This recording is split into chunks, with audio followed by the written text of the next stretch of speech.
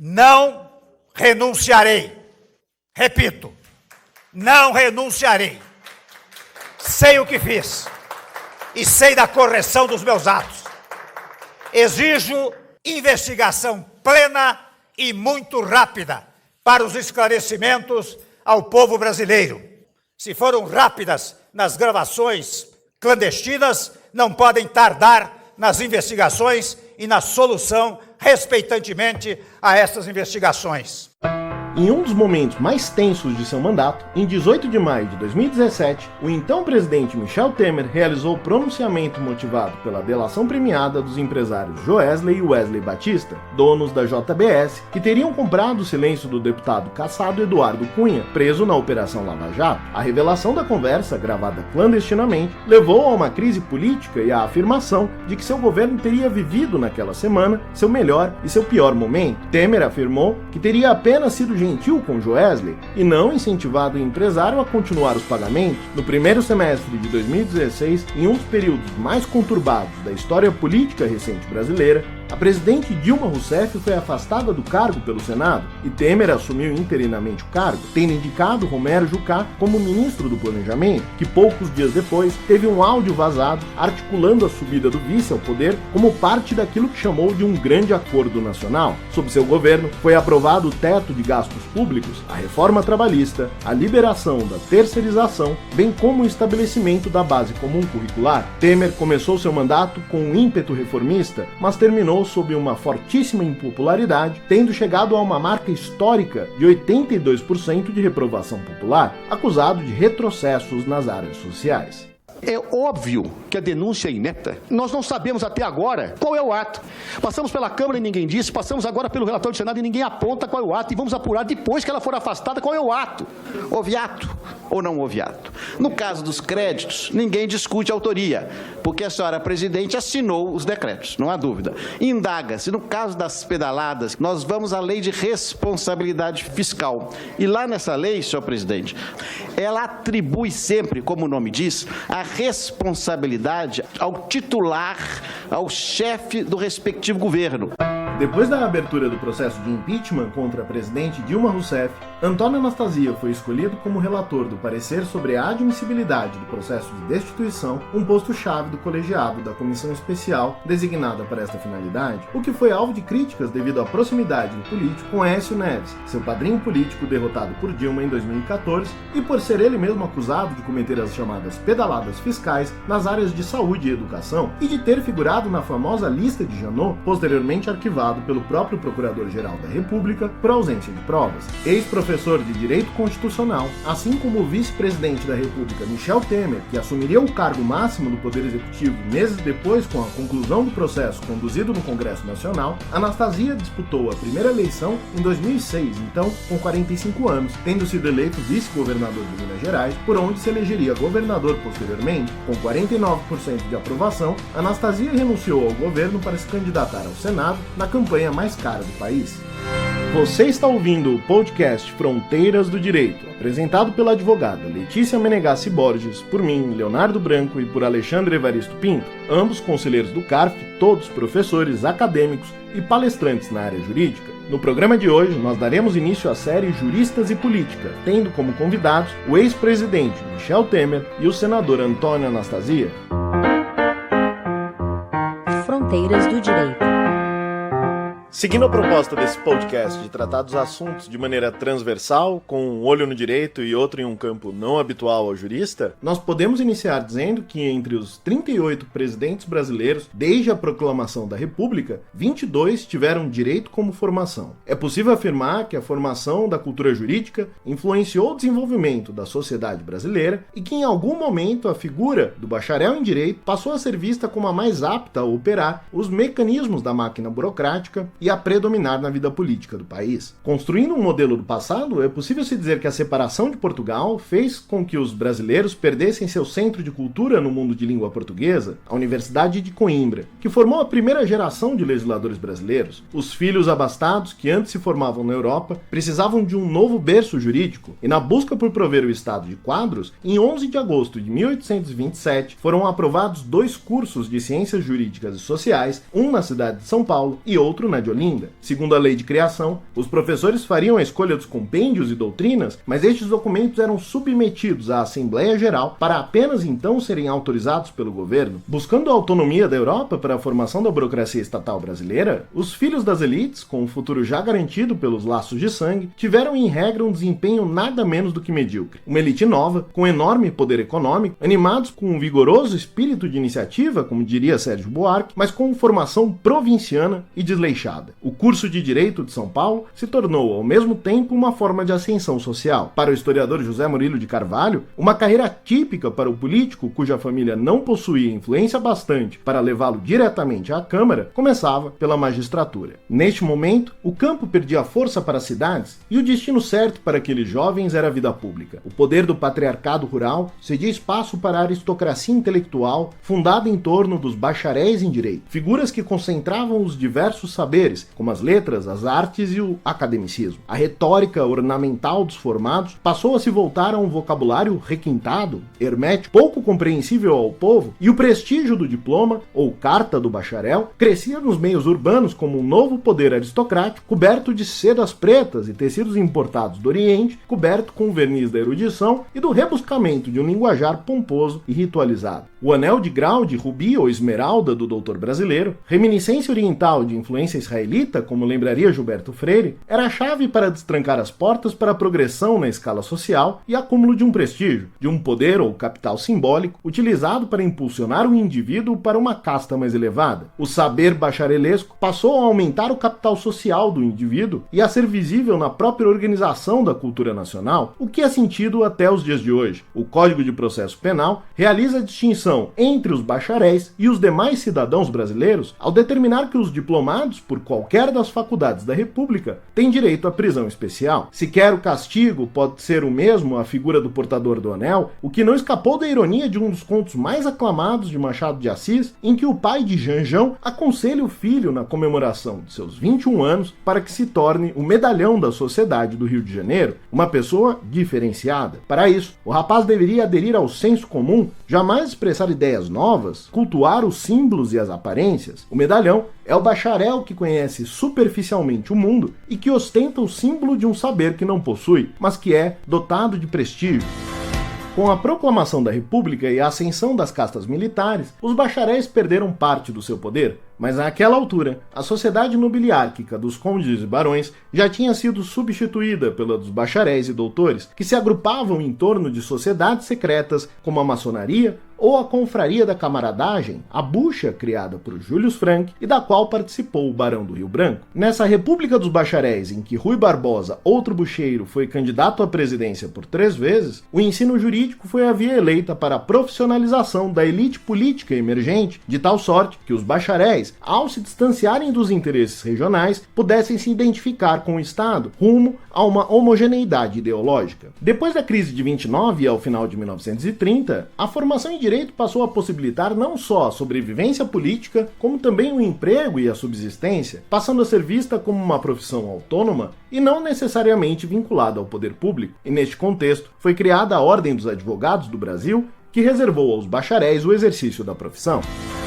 A chamada modernização do ensino, promovida nos anos JK, e a proliferação das faculdades de direito durante a ditadura militar foram voltados a aprofundar a função profissionalizante do ensino jurídico, em especial para preencher os quadros públicos com o aumento da estrutura burocrática do Estado. Cabe mencionar, neste momento, as reformas do ensino dos anos 90 que aumentaram exponencialmente o número de vagas nas universidades privadas de qualidade variada e que, em que pese levarem a uma deselitização do curso, sobretudo depois do programa Universidade para Todos de 2005, aprofundou a proliferação de bacharéis e o ensino técnico voltado à aprovação em concursos. Como se percebe, a política e o direito têm uma relação ímpar na formação do Estado brasileiro e ambos têm como princípio o convencimento com base nas palavras. A política tem como um de seus subprodutos o processo de aprovação das regras de conduta de uma sociedade, e assim como o direito, é voltada a resolver conflitos. Em seu sentido mais nobre, a política entranha o próprio processo de formação das leis,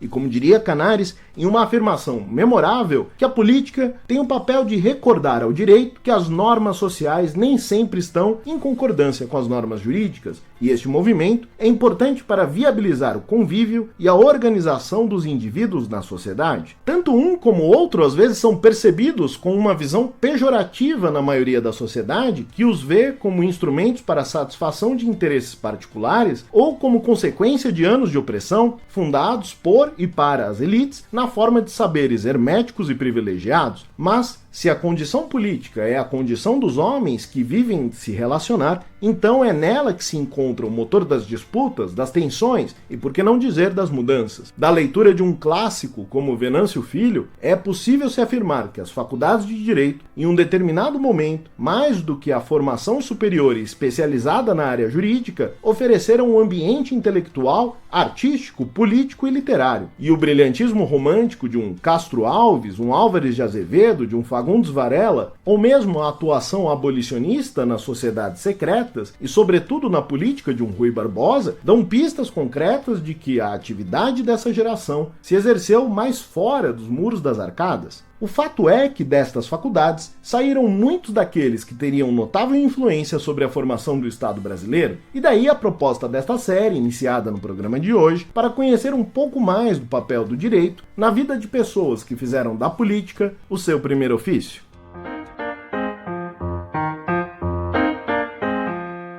O nosso primeiro convidado de hoje é o senador Antônio Anastasia, que foi governador do estado de Minas Gerais no período de 2010 a 2014 e atualmente é senador eleito pelo mesmo estado. Entre suas bandeiras, defende um pacto federativo que dê mais autonomia e recursos para estados e municípios. Servidor de carreira da Fundação João Pinheiro, é bacharel e mestre em Direito pela Universidade Federal de Minas Gerais, instituição da qual também é professor licenciado de Direito Constitucional. Senador, eu quero registrar em nome do nosso podcast que o senhor está aqui conosco, é uma grande felicidade e a sua atuação tem uma evidente projeção nacional na área política, mas hoje nós gostaríamos de conversar com o senhor sobre o jurista e conversar sobre a sua trajetória. O senhor é filho de um comerciante, de uma professora de matemática, as suas duas irmãs também seguiram a carreira docente, carreira acadêmica, é uma família com uma clara inclinação intelectual. Mas pelo que eu li, o senhor desde pequeno tinha uma tendência a gostar de leis, e eu li que o senhor chegou a escrever as regras sobre o comportamento da casa com a função de cada um dos membros da família. E eu gostaria que o senhor comentasse um pouco sobre o período que o levou a entrar na Vetusta, a Faculdade de Direito da Universidade Federal de Minas Gerais. Muito obrigado, Leonardo. Eu quero mais uma vez agradecer a você, ao Alexandre e à Letícia, a oportunidade de participar aqui desse podcast e poder compartilhar umas experiências de trajetória da minha vida na parte jurídica e também um pouco na parte política. A sua pergunta introdutória, ela nos leva, de fato, a algumas recordações de um passado que, infelizmente, já vai longe, da minha infância, da minha adolescência. A minha personalidade sempre foi de uma pessoa vocacionada um pouco à organização. Dizia até que eu já nasci velho, porque eu nunca fui de fazer muita bagunça,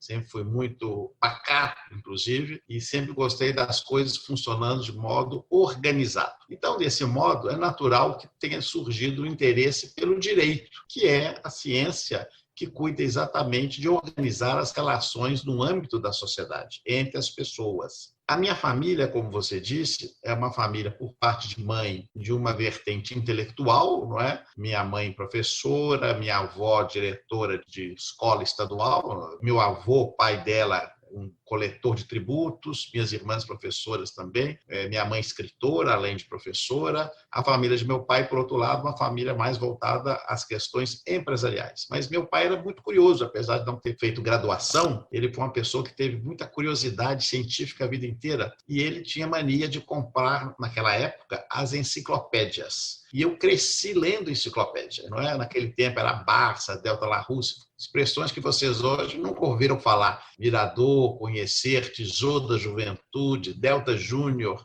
Universo, todas essas enciclopédias eram dezenas de enciclopédias. Nós tínhamos em casa. E eu adorava ler enciclopédia. Então, eu tomei o hábito que tenho até hoje, eu gosto de comer normalmente lendo. Então, leio muito, e aquilo nos dá uma certa cultura. E, da mesma forma, uma formação humanística, que foi também de minhas irmãs. A mais velha seguiu a carreira de História, professora já aposentada, titular da UFMG de História, e minha irmã do meio, cientista política, também já aposentada na UFMG, professora do Departamento de Ciência Política. E eu fiquei, então, no ramo jurídico, no ramo do direito. No momento que decidi fazer o concurso vestibular para direito, eu sabia que gostava de ciências humanas, de história, de geografia, literatura, de português. Durante o colégio, eu sempre fui um aluno destacado, e especialmente nas ciências humanas. Então, era um aluno até muito bem avaliado, não é? Aluno Caxias, como se chamava aquela época, e o resultado foi que entrei na Faculdade de Direito, num primeiro momento, cogitando, estudava línguas, cogitando fazer o concurso para o Itamaraty, pensava em ser diplomata. Aliás,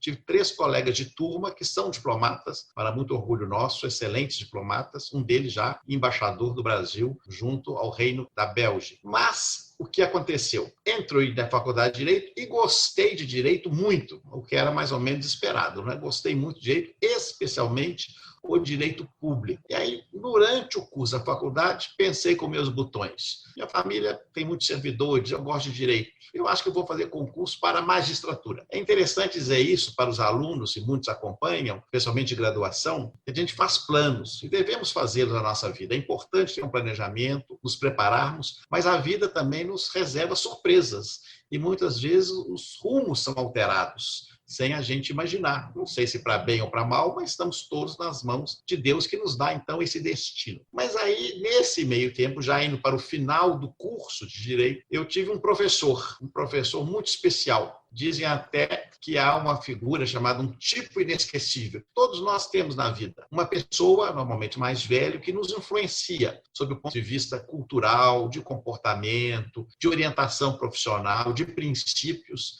E eu tive, para a minha felicidade, o que se chama um tipo inesquecível, muito inesquecível mesmo, e que me influenciou demais, que foi um professor de Direito Administrativo, depois meu orientador no mestrado, o professor Paulo Neves de Carvalho, já falecido há muitos anos, já era um homem de idade naquela época, na década de 80, do século passado, e ele era o nosso professor de especialização em Direito Administrativo. E junto com outros professores de Direito Administrativo, que eu tive excelentes, inclusive o professor, tenho de citá-lo, Vicente Paula Mendes, que já era discípulo do professor Paulo Neves, eu percebi no Direito Administrativo que ali estava a minha vocação. Eu acho que a questão jurídica, de serviço público, que é a minha carreira, porque mais que advogado político, eu me considero servidor público. É uma vocação. Isso está na sua personalidade, está no seu perfil, é inato ao seu caráter e ao seu comportamento. Então, eu percebi nele exatamente essa inclinação e esse estímulo desta vocação para o serviço público.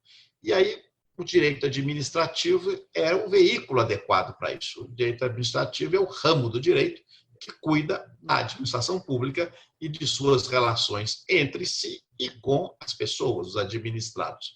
E imediatamente percebi que ali estava, digamos assim, o que eu gostaria de atuar durante a minha vida. E desisti de fazer também o concurso da magistratura para seguir uma carreira no direito administrativo. E essa carreira no direito administrativo, é claro, uma coisa, no primeiro momento, você tem de advogar no direito administrativo. Mas eu tive, igualmente, volto a dizer, você planeja uma coisa, mas as outras coisas acontecem, eu tive uma sorte. Logo que eu me graduei, imediatamente no ano da minha formatura, o meu professor de Direito Administrativo anterior ao Paulo Neves, que eu mencionava há pouco, o professor Vicente Paula Mendes, me convidou para trabalhar com ele na Fundação João Pinheiro. A Fundação João Pinheiro é um órgão da administração pública estadual, na verdade, uma entidade, é uma fundação de direito público. Naquela época, na década de 1983, 84, uma instituição de muito prestígio na área do planejamento e das políticas públicas.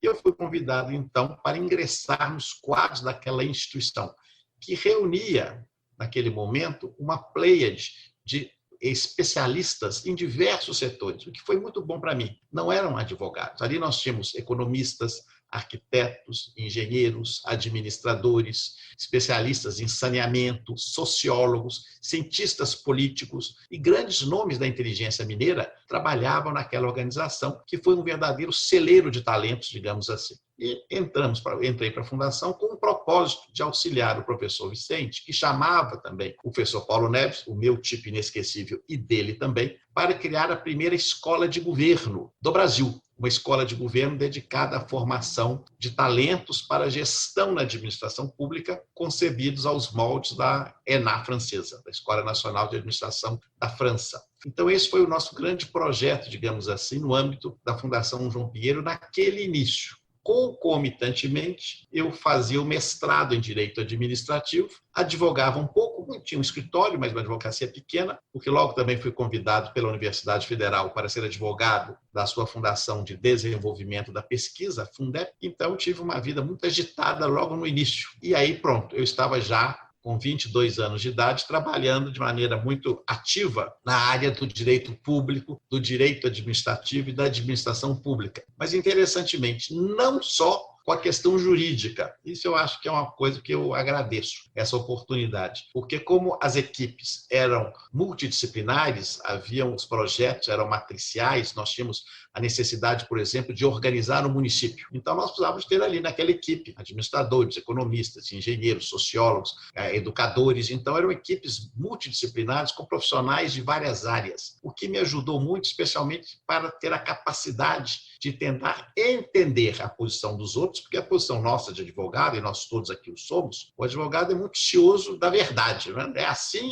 está posto. E tem de ser dessa forma. E não é a realidade. Nós temos de acabar sempre colocando na posição dos outros, das outras ciências, tentando ajudar e compreender e ajudar em soluções. E aquilo me deu a primeira, digamos assim, o primeiro passo para ingressar no mundo da administração pública, como advogado, fazendo mestrado, já começando a dar aula também. No ano seguinte à minha formatura, iniciei a atividade docente numa faculdade particular aqui de Belo Horizonte, a Faculdade Milton Campos de Direito Administrativo. Então, esse foi o início, meu caro Leonardo, respondendo a sua primeira pergunta, da minha atividade profissional dentro do meu perfil. Eu queria que o senhor contasse um pouquinho da sua experiência como professor e se o senhor tem saudade de voltar para a sala de aula, se pretende voltar a ser professor futuramente. Você tem toda a razão, Letícia. Eu tenho muita saudade. E se as pessoas me perguntam a minha profissão, eu falo que eu sou professor. E, aliás, gosto de ser chamado de professor, muito mais de que senador ou governador que fui, ou secretário, de professor. Porque, como eu aprendi com meus mestres, eu acho que a atividade do magistério de todas é a mais nobre, que você se eterniza no magistério. Não é? Eu estou falando aqui com vocês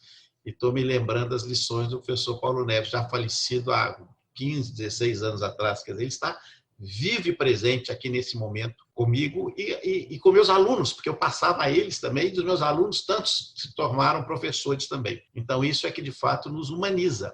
Então, eu acho que o magistério é fundamental. Eu tenho muita saudade, muita de dar aulas, especialmente para a graduação. Eu sempre fui dar aula de graduação, alunos mais novos, que chegavam assim mais verdes, como se diz, você tem condição de discutir mais. E, ao mesmo tempo, o magistério é fundamental, Letícia, porque você aprende mais que os alunos. Primeiro, você é obrigado a estar sempre atualizado, para conseguir ensinar bem. Segundo, eles lhe trazem indagações, perguntas, dúvidas, que muitas vezes você nem imagina. Então, você tem de desdobrar nisso. E eu sempre fui da tese que um professor não ensina, ele estimula a aprendizagem.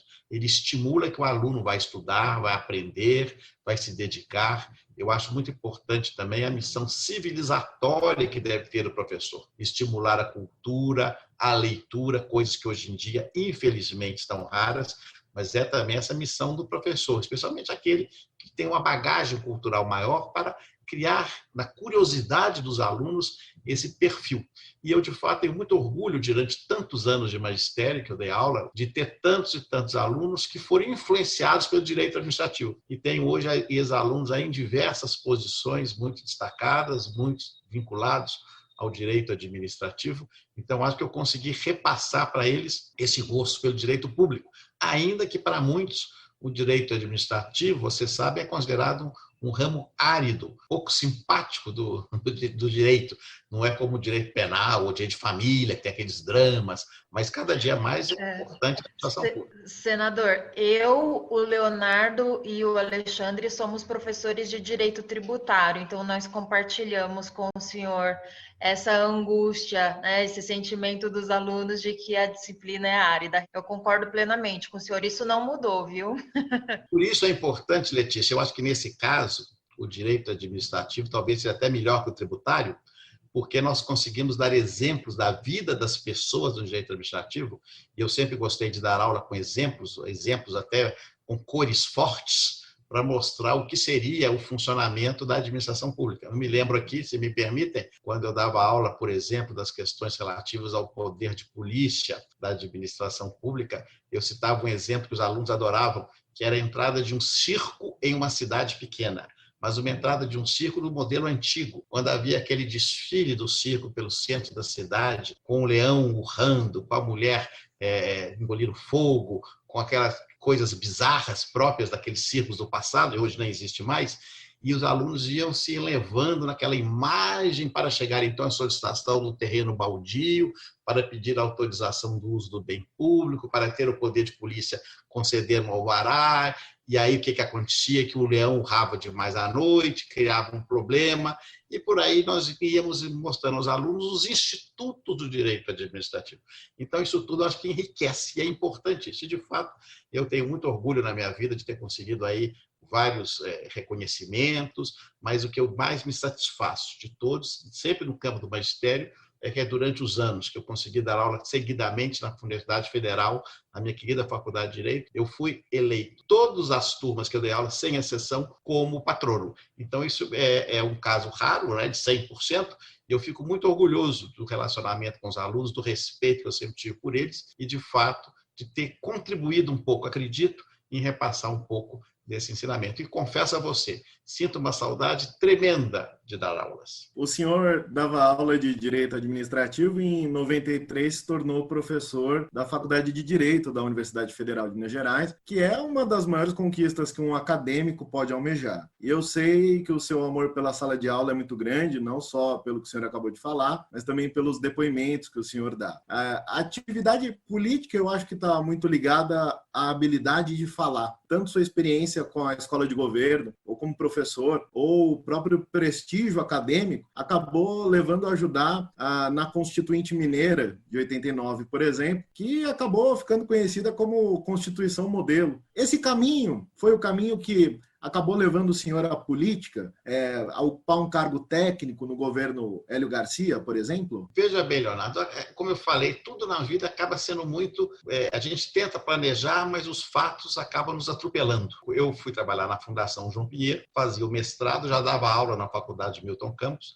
Naquela época, a Universidade Federal de Minas Gerais só abria concurso para dedicação exclusiva. Eu não podia fazer concurso para a federal, porque eu não tinha como abrir mão do meu emprego naquele tempo do regime da CLT na Fundação João Pinheiro. Então, eu ficava dando aula na Milton Campos, quando, logo em 1988, iniciou-se o processo constituinte, e aí eu fui convidado, trabalhando pela Fundação João Pinheiro, para ser o assessor do relator da Constituição Mineira, o deputado Bonifácio Mourão. O deputado Bonifácio Mourão precisava de uma pessoa de sua confiança. Eu fui indicado a ele, por uma pessoa próxima a ele, que era muito minha amiga, era muito jovem, tinha 26 anos na época, então fiquei como assessor pessoal dele durante a Constituinte. E naquele período de trabalho insano, nós ficamos trabalhando ali durante um ano, final de semana, dia e noite, quase não havia ainda o computador, a informática ainda era muito, digamos, precária ainda, muito inicial. Então, era um trabalho, de fato, físico, inclusive, do relatório, dos pareceres, muito longo. E tivemos ali uma equipe extraordinária, de várias pessoas, minhas amigas e próximas até o dia de hoje, e fizemos um trabalho grande. E o que me valeu muito, além do conhecimento técnico? Primeiro, porque naquele processo eu conheci em detalhes, de maneira profunda, toda a realidade do Estado de Minas Gerais. Que todas as demandas que haviam, de todos os segmentos produtivos,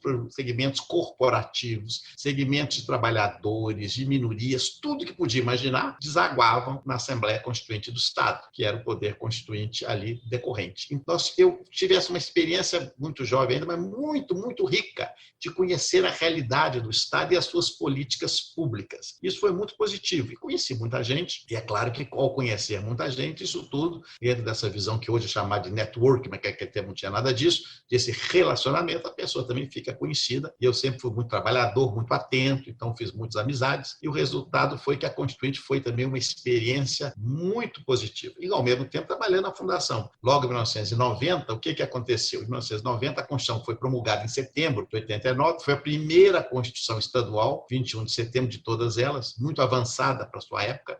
nós conseguimos colocar o professor Paulo Neves, o meu grande orientador, era consultor da Assembleia, a sua equipe que estava lá, nós os que trabalhávamos, eu de fora e os técnicos de carreira da Assembleia, quase todos alunos dele, então nós conseguimos colocar no texto constitucional mineiro muitos dos seus princípios, das suas ideias, princípios que hoje são modernos, por exemplo, o direito ao governo honesto, é um princípio que está na Constituição do Estado e que hoje é que é comentado isso, que é isso há 30 anos atrás. Então isso é muito interessante. Aí, terminada a Constituição do Estado, eu consegui fazer a minha dissertação de mestrado, que eu esperava a promulgação da Constituição Federal, que ela se tratava do regime jurídico único, e aí, continuando a trabalhar na Fundação, trabalhos interessantíssimos. Por exemplo, eu fui convidado, era o coordenador da equipe da Fundação João Pinheiro, para instalar o Estado de Roraima. O Estado de Roraima foi transformado território em Estado, e então o Ministério do Interior do governo federal contratou a Fundação para criar os cânones primordiais do Estado de Roraima, a sua primeira organização. E eu fui para lá, fiquei meses em Boa Vista, indo e voltando, naquela época também precárias ligações aéreas, inclusive. Foi um trabalho também muito interessante. E logo depois, iniciado o processo político em 1990, eu recebi um convite do professor Paulo Paiva, que era o coordenador do programa de governo do candidato Hélio Garcia. Eu já tinha um relacionamento com o governo muito grande, até porque no governo anterior de Minas Gerais, vigente naquela época, eu já,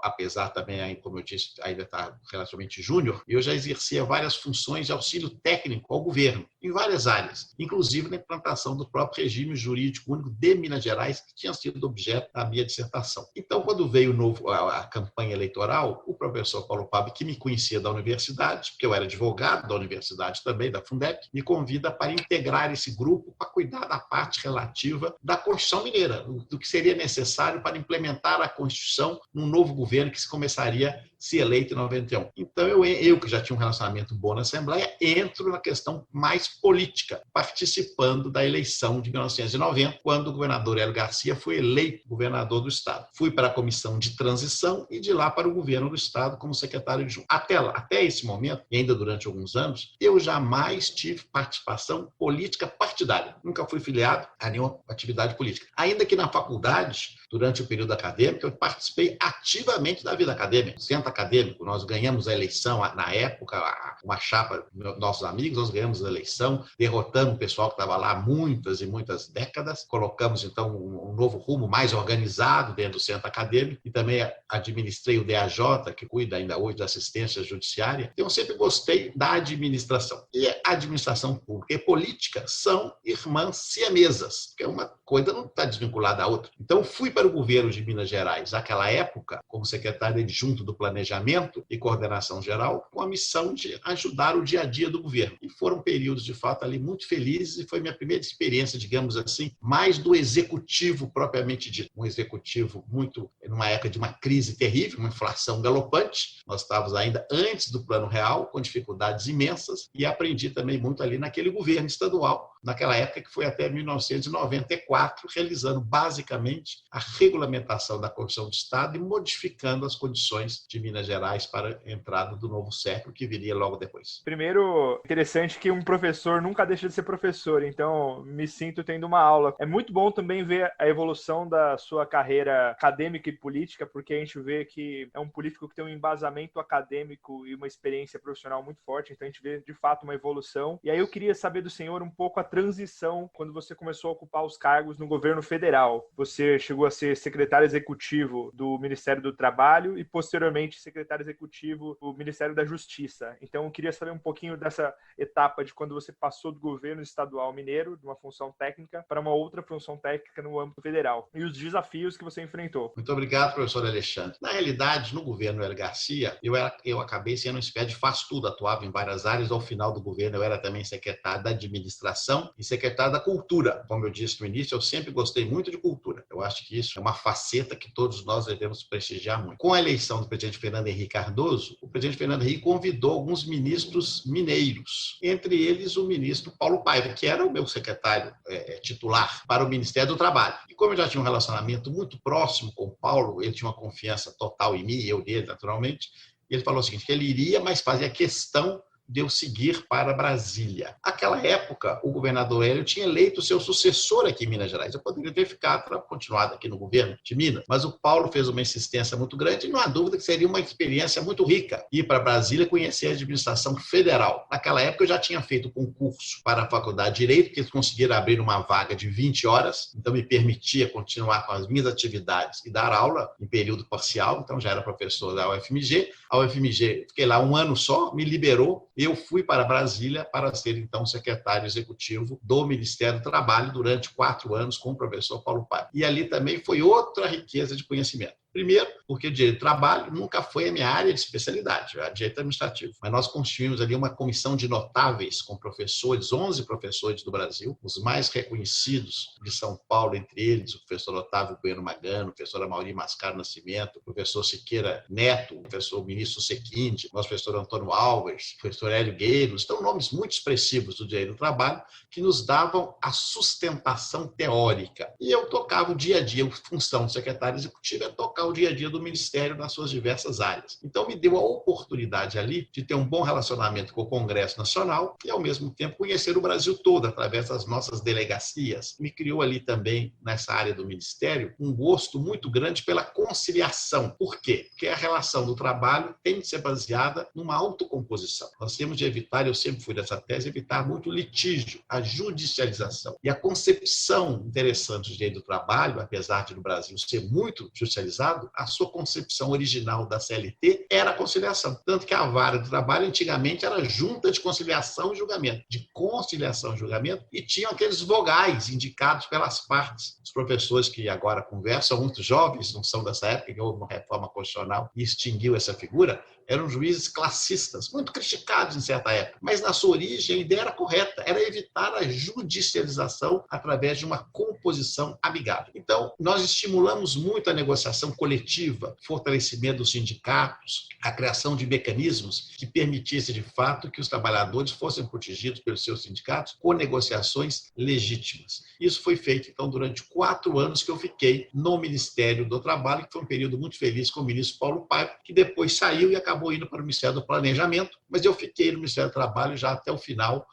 do primeiro mandato do presidente Fernando Henrique. E aí, como o professor Alexandre pergunta, iniciado o segundo mandato do presidente Fernando Henrique, eu fui convidado para ir para o Ministério da Justiça, sendo o ministro Zé Carlos Dias, para ser o seu secretário executivo. Como eu já tinha feito durante 4 anos um bom relacionamento no âmbito do governo do Fernando Henrique, eu fui indicado ao ministro Zé Carlos, que vinha de São Paulo, para ser o seu segundo no Ministério da Justiça. O Ministério da Justiça, meus caros amigos, ao contrário do Ministério do Trabalho, é um ministério bem mais difícil. Por quê? Não que o Ministério do Trabalho seja fácil, porque não há ministério fácil, mas o Ministério da Justiça, como se dizia, vai da toga à tanga, não é? Porque cuida de juiz até dos índios, ou do cartório ao cartel, porque cuida de cartório, direito econômico, concorrencial, tinha imprensa nacional, tinha um arquivo nacional, era um ministério imenso, a FUNAI, a Polícia Federal, a Polícia Rodoviária Federal, ministério muito grande, cuidando de consumidor, questões de direito econômico, a Secretaria Nacional de Justiça cuidando de refugiados,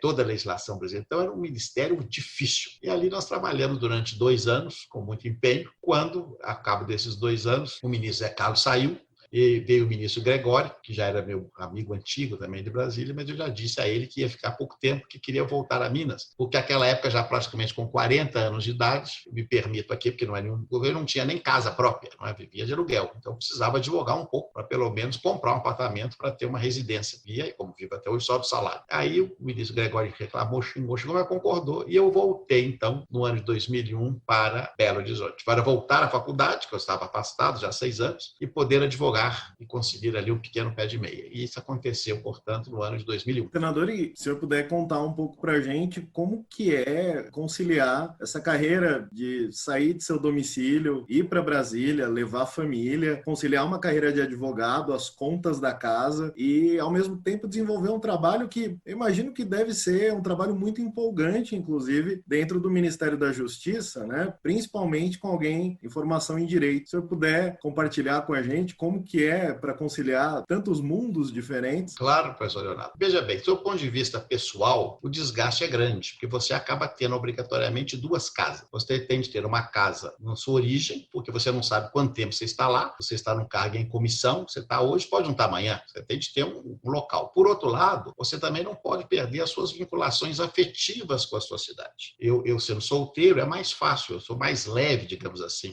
sem filhos, mas de todo modo, mantive uma casa em Belo Horizonte, e até por causa de minha mãe, meu pai já havia falecido, minhas irmãs, então voltava a Belo Horizonte, se não de toda semana, mas pelo menos de 15 em 15 dias, o que é um desgaste, o que acontece hoje também no Senado, hoje é até pior, que é mais corrido, você fica um pé lá, um pé aqui, então você não fica nem no lugar, nem no outro lugar. Mas, por outro lado, não há dúvida que é extremamente interessante, porque te dá uma visão, como você falou, ainda mais com a formação jurídica no Ministério da Justiça, uma visão ampla, extremamente holística de todas as questões da área do direito. E o Ministério da Justiça é uma espécie de para-raio do governo. Todo problema cai ali em cima. E era uma coisa impressionante, eu falava com os ministros, olha, sexta-feira à tarde, 4 horas, qual o problema que vai aparecer? Era dito e feito. O problema aparecia sexta-feira, no final do dia, quando a cidade de Brasília, aquela época, você imagina, no final, 20 anos atrás, já é esvaziada, hoje também o é. Então, o problema caía no raio, na cabeça de quem estava ali. E nós ali ficávamos resolvendo os problemas piores que podiam haver, envolvendo Polícia Federal, envolvendo Polícia Rodoviária Federal, envolvendo questões de imigração, aeroporto, pessoa que é retida em aeroporto, um dignatário estrangeiro. Aparecia todo tipo de dificuldade, aparecia. Mas fazia parte. Então, aquilo me estimulou muito também, o que eu sempre fui, a tentar ser uma pessoa resolutiva, ou seja, falar menos e resolver mais. Não é nem fazer mais, porque fazer você pode fazer muito e não adianta nada. Você está fazendo e não resolve. Você tem de fazer de modo produtivo, eficiente. Então, você fala menos e resolve mais. Então, esse foi o meu empenho. O Ministério da Justiça, até mais que o Ministério do Trabalho, pela sua complexidade, pela dificuldade, aquilo de fato exauria, mas era de fato instigante. E por isso mesmo, depois de 2 anos ali, vocês podem perceber na história do Ministério da Justiça há uma rotatividade muito maior que os outros ministérios. É um dado, porque ali a pessoa se consome, não é? Se exaure muito. Quando separou a pasta da Justiça e da Segurança Pública do governo Temer, que eu achei até correto. Por que motivo? Porque é tão complexo, ainda mais com a segurança pública assumindo um papel hoje de destaque. Aliás, na época que eu estava lá, foi exatamente aquele episódio, que vocês eram muito jovens, mas o episódio daquele sequestro no ônibus do Rio de Janeiro, e que uma pessoa, coitado, um rapaz aparentemente perturbado, sequestrou o ônibus, matou a refém, foi morto. Então, aquilo causou uma grande comoção nacional. E havia uma escalada da violência. Então, à época, foi criado o primeiro Plano Nacional de Segurança Pública. Me permito aqui breve parêntese nessa área, que é uma área da minha especialidade, que é a política pública. O governo federal, historicamente, sempre rejeitou atuar em segurança pública, porque dizia, corretamente, que pela Constituição, segurança pública é matéria dos estados. E sabendo que não queria, como se diz popularmente, enfiar a mão na cumbuca, porque segurança pública é uma área dificílima. Então, ele não queria chamar assim um problema. Mas o ministro Gregório, nesse ponto, foi muito corajoso e, no auge da crise, falou, nós vamos chamar o problema, o presidente Fernando Henrique concordou, nós vamos avocar o tema e criar um primeiro plano nacional para ajudar os estados nesse combate à violência no Brasil. Iniciou-se ali, portanto, esse esforço que culminou nesse belo projeto do ministro Jungmann, que foi votado, eu fui relator para minha satisfação. Veja que ironia do destino, 20 anos depois, eu fui relator no Senado da tese que eu defendia 20 anos antes no Ministério, do Plano Nacional, a criação de um Plano Nacional de Segurança Pública, atribuindo ao governo federal responsabilidades objetivas e concretas do combate à violência. Então, isso não deixa de ser, acaba uma satisfação também. A gente não remuneração baixa, mas pelo menos tem a satisfação moral, não é, de ver ali as suas ideias funcionando positivamente. Agora, o senhor está num outro momento, que é o momento do poder legislativo. Será que o senhor pode compartilhar um pouco com a gente como é que se dá a formulação de uma proposta legislativa no dia a dia do Senado Federal? Claro, Letícia, com muito gosto. Então, vocês perceberam, depois disso eu voltei a Belo Horizonte, fui para o governo do Estado, secretário de Planejamento, vice-governador, governador e virei senador. Aí virei político, como diz, totalmente inesperado. E aí, no Senado, agora, a função é legislativa. Então, fui uma pessoa calcada, formada, moldada totalmente no Poder Executivo. E agora, nos últimos 6 anos, no Poder Legislativo, que não é diferente, é óbvio. E por que é diferente? porque você tem uma responsabilidade menor, sob o ponto de vista das suas atribuições do dia a dia. Uma decisão sua, ao contrário de uma decisão de um governador de estado, não afeta diretamente a vida de milhões de pessoas. Minas Gerais tem 21 milhões de habitantes. Mas, por outro lado, uma lei mal feita pode repercutir em 200 milhões, só que ela é coletiva, e uma lei ali é individual. Então, qual que é o meu esforço sempre no Poder Legislativo? Primeiro, fazer algo que tenha o respaldo da maioria, porque unanimidade não existe no Poder Legislativo. Então, o primeiro trabalho que você tem de ter ao fazer um projeto de lei é ver se ele tem uma viabilidade, ou seja, se o seu tema, se o seu aspecto, se o seu conteúdo não ofende a uma maioria, porque se houver uma reação, é bobagem, vai gastar energia, tempo desnecessariamente. Então, você tem de conceber a coisa de maneira adequada. Faz a apresentação e aí se inicia um grande esforço. Primeiro, ter um bom relator, que é fundamental. Tem que ter um relator que entenda a matéria, tenha a capacidade de auscultar, de aperfeiçoar o seu projeto, de também não modificá-lo 100%, que muitas vezes acontece. Então, aí você, com o relator, você trabalha junto, vai para a comissão e depois ao plenário. E outra coisa que tem que aprender no Poder Legislativo, Letícia. O Poder Executivo é um poder rápido, é um poder do dia a dia, é um poder da execução e da decisão. O Legislativo, não. O Legislativo é um poder moroso e tem de ser. Ninguém pode fazer leis às pressas. A pressa, nesse caso, é sempre inimiga da perfeição. Porque a lei, especialmente as mais relevantes, tem um processo de maturação, de se ouvir as opiniões divergentes, tentar convergir num texto que acabe não agradando a todos, mas pelo menos desagradando menos. Então, isso é muito importante. É claro que, como o momento de hoje, por exemplo, com a pandemia, isso tem que ser deixado de lado. Estamos vivendo um regime excepcional, as respostas têm que ser rápidas e urgentes. Mas a regra geral do processo legislativo é que é um processo mais lento que vai se sedimentando ao longo do tempo. Eu ouvi dizer que parlamentar que tem uma formação em direito, ele tem uma certa vantagem no desempenho da função, porque apesar de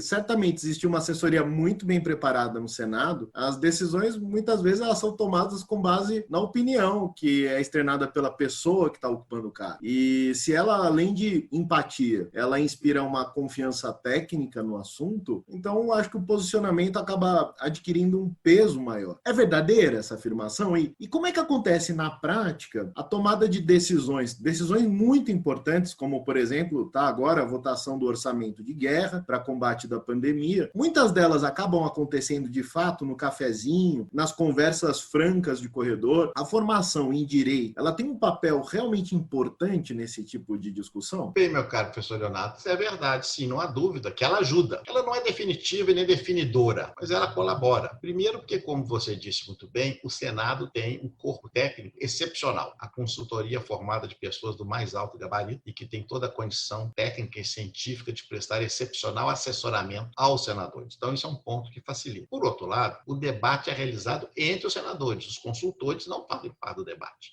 Então, você tendo conhecimento, é claro que você tem uma ferramenta a mais. Mas, por outro lado, você sempre tem de ter muita cautela e cuidado, porque ali são todos iguais. Não é? Eu sou advogado, mas ali tem engenheiros, tem médicos, tem militares, tem pessoas que não têm formação, mas com uma grande experiência, tem grandes empresários. Então, tem líderes trabalhistas. Então, todas as pessoas, todos os 81, são absolutamente iguais e com os mesmos direitos. Então, ninguém ali pode ser, ainda que seja muito especialista na sua área, ninguém é professoral. Então, todos devemos contribuir para um convencimento que é político e menos técnico. É claro que, muitas vezes, você ganha confiança. Como? Tentando ajudar os colegas, tentando achar soluções para matérias mais intrincadas. Então, isso é muito importante, fazer esse ambiente, digamos assim, de composição, um ambiente favorável, um ambiente amigável, como se diz hoje em dia, para permitir que as proposições avancem. Eu, como disse no início, sempre me preocupei muito de me colocar no lado da outra pessoa. Imagina assim, ele está querendo isso desse jeito não pode, não tem solução, mas e dessa outra alternativa? E tento oferecer essa alternativa. Isso é bem aceito. Eu acho que é importante fazê-lo. E você também lembrou muito bem, é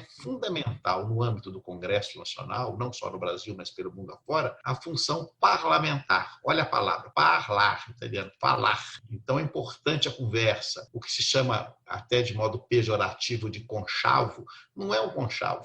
é a convergência, é a luta pela convergência e pelo equilíbrio e pelo bom senso, pelo ponto médio, onde a opinião média prevalece. Então, o encontro, o olho no olho, a conversa no cafezinho, a discussão a respeito ali no pé do ouvido, essa ideia, aquela ideia é fundamental. Tanto que hoje, nesse sistema de deliberação remota que nós estamos vivendo, funciona, mas não é a mesma coisa, é muito mais complexo, porque nós estamos distantes. Então, o debate fica prejudicado. Claro que nesse caso atual não há alternativa, como eu disse, não havendo alternativa, vamos fazer assim mesmo. Mas o contato pessoal, aquelas pequenas reuniões, resolve muito. Isso é imprescindível. E no caso do Senado, eu não posso dizer da Câmara, porque na Câmara eu nunca fui deputado, e é muito maior. Mas os 81 senadores, ainda que tenhamos os 81, cada qual a sua ideia, posições ideológicas diferentes, posições políticas diferentes, há um respeito entre os 81. Cada qual respeita a posição do outro. E muitas vezes ali a gente vê, o tom sobe um pouco, mas aquilo é muito mais na tribuna, porque ali no cafezinho, na conversa, é um clima mais ameno. E mesmo que aconteça alguma altercação maior, e vez por outra acontece fora da tribuna, depois a tendência é sempre refluir, porque é importante o bom convívio. Por isso, o mandato mais longo de 8 anos, e a tendência, que até diminuiu um pouco, mas sempre foi, de o Senado ser composto de pessoas mais maduras, né? Mais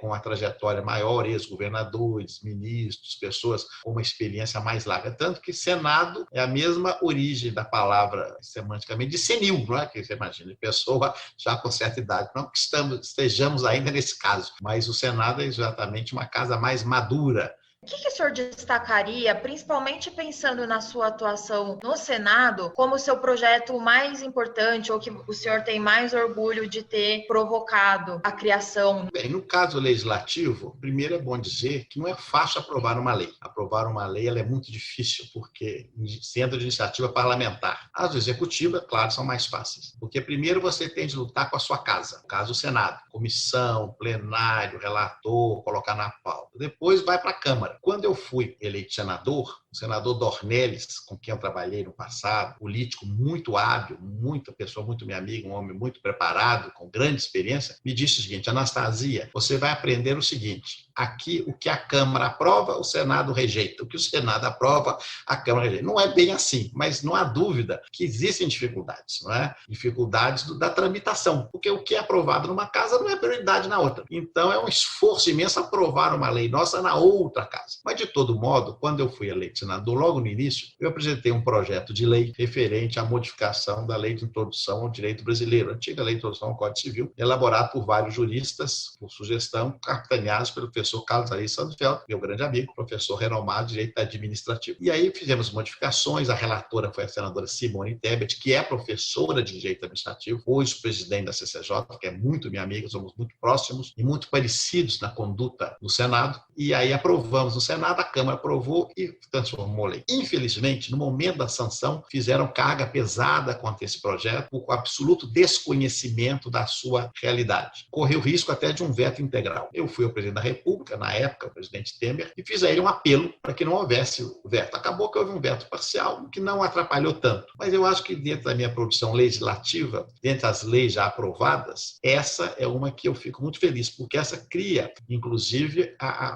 uma mudança um pouco do paradigma de proteção da administração. Por outro lado, protege também o usuário. Nós estamos hoje no Brasil uma situação muito grave, porque a legislação foi tão deformada através de alguns exageros, inclusive dos órgãos de controle, que o gestor público tem pavor de tomar uma decisão, de assinar um documento. O famoso apagão das canetas é a realidade. E, por outro lado, isso não gera no administrado segurança jurídica. Então, nós vivemos o pior dos dois mundos. Então, exatamente esse equilíbrio intermediário é que tenta essa lei, que vai se consolidando agora ao longo do tempo, com a sua jurisprudência, com a doutrina sobre ela se debruçando, para nós avançarmos. Então, entre as várias que nós conseguimos aprovar, eu citaria essa com grande orgulho. E como governador de Minas Gerais, que fui governador 4 anos, é claro que eu tenho orgulho de tantas e tantas realizações práticas, efetivas e executivas que realizamos ao longo do nosso governo e que era uma outra época, né, completamente diferente de hoje. Senador, voltando ao tema do Senado, sabe que o Brasil é uma federação com estados em condições de desenvolvimento totalmente distintas, e aí a gente tem uma série de projetos que vão discutir a questão do Pacto Federativo. Então, eu queria que o senhor expusesse qual que é, na sua visão, o papel do Senado nessa questão do próprio Pacto Federativo, no que diz respeito à repartição das competências. Sobretudo, a gente sabe que há uma série de discussões de reformas que acabam impactando, por exemplo, a reforma tributária é uma delas, né? Tem uma grande discussão no que diz respeito à autonomia dos estados e dos municípios. Então, eu queria também que o senhor discorresse um pouquinho sobre esse tema. Obrigado, professor Alexandre. Veja bem, você toca num dos temas mais sensíveis que nós temos. O Senado é a chamada Casa da Federação, de uma federação que na prática não existe. É triste dizer, mas é a realidade. Estou falando aqui a professor de direito, estudante de direito. A Federação Brasileira, ela é uma ficção constitucional. Ela não existe não só no cotidiano das leis, ela não existe na nossa consciência, nós gestores, nós administradores, nós legisladores. Eu dou um exemplo singelo. Nas primeiras semanas que eu estava no Senado, Comissão de Educação, eu membro dela, aparece um projeto de lei para determinar como os municípios deveriam denominar os seus logradouros públicos. Quando eu vi aquilo, eu fiquei tão estarrecido que eu indaguei assim, mas os senhores estão percebendo que se nós criarmos uma lei federal para dizer quem o município pode homenagear ou quem não pode, em casos de logradouros públicos, os senhores podem acabar com a Federação Brasileira. E se o município não tem autonomia para dar nome a uma rua, então não precisa, passa a ser um município nomeado, um prefeito nomeado, sem Câmara de Vereadores. Porque isso não é maldade, é a nossa consciência coletiva centralizadora que vem de Portugal e que ficou aqui durante os 300 anos da colônia, durante o Império totalmente centralizado e durante a República que tentou fazer uma descentralização que na prática só funcionou bem na República Velha, quando os estados, então estados-membros, eram mais fortes que a União, como é o modelo norte-americano, alemão, canadense, australiano. Depois, com Getúlio, já houve a reversão, até com queima de bandeiras estaduais durante o período militar da mesma forma, e a Constituição de 88 tenta devolver, mas não consegue. É uma Constituição também que acaba dando muito mais instrumentos ao governo federal, porque economicamente debilita os estados. E aí os senhores que são professores de direito tributário acompanham. O que é o drama da reforma tributária? Por que não sai? Porque o governo federal não consegue arbitrar, inclusive superar um tributo que é considerado o mais complexo do mundo, que é o ICMS. Então não consegue, os estados entram em conflito. Há uma figura pavorosa chamada guerra fiscal, que é uma coisa que não podia existir jamais, que decorre exatamente de uma espécie de pomo da discórdia, como na mitologia grega, que foi jogada entre os humanos exatamente para causar o conflito. Então, a União leva esse conflito adiante e acaba reinando soberana em relação aos Estados federados. Então, não é possível fazê-lo. A Federação Brasileira teria que ser refundada. Eu confesso que já na idade que estou, depois de tantos anos, nem acredito mais nisso, pelo menos nas próximas décadas. É preciso uma mudança completa de concepção para nós diminuirmos a força do poder central e devolvermos a autonomia a estados e municípios. Isso não está no nosso DNA. Pode ser que esteja. Ou, do contrário, vamos assumir. Não, nós somos mesmo um regime centralizado, um regime tipo italiano, que é centralizado com certa autonomia, e aí os estados e municípios vão viver mais sob a órbita da União. Mas dizer que somos uma federação plena, isso evidentemente não existe. Dou outro exemplo concreto, que criou muitas dificuldades em muitos governos. O governo federal resolveu legislar sobre o salário dos servidores estaduais. É possível isso? No Brasil foi feito e o Supremo diz que é legal. Então, quer dizer, se o Estado não pode definir o salário de seus servidores com as suas realidades orçamentárias, porque há um piso fixado pelo governo federal para diversas categorias, que federação é esta? Então, é com tristeza que eu digo isso, mas é a realidade. Então, essas modificações que estamos fazendo, PEC da federação e tudo isso, na verdade, é dentro dessa concepção. Aliás, uma das propostas da PEC da federação, que eu acho absurda, é a proposta de extinção de municípios. Isso não é capacidade da União extinguir municípios, isso é a realidade local que tem que decidir se o município será extinto ou não. Mas aqui estamos sempre aguardando a ordem da corte, do governo central, de Dom Sebastião, como eu sempre disse, voltando das ondas do mar, de Albuquerque e governando como salvador da pátria. Enquanto isso, a federação claudica.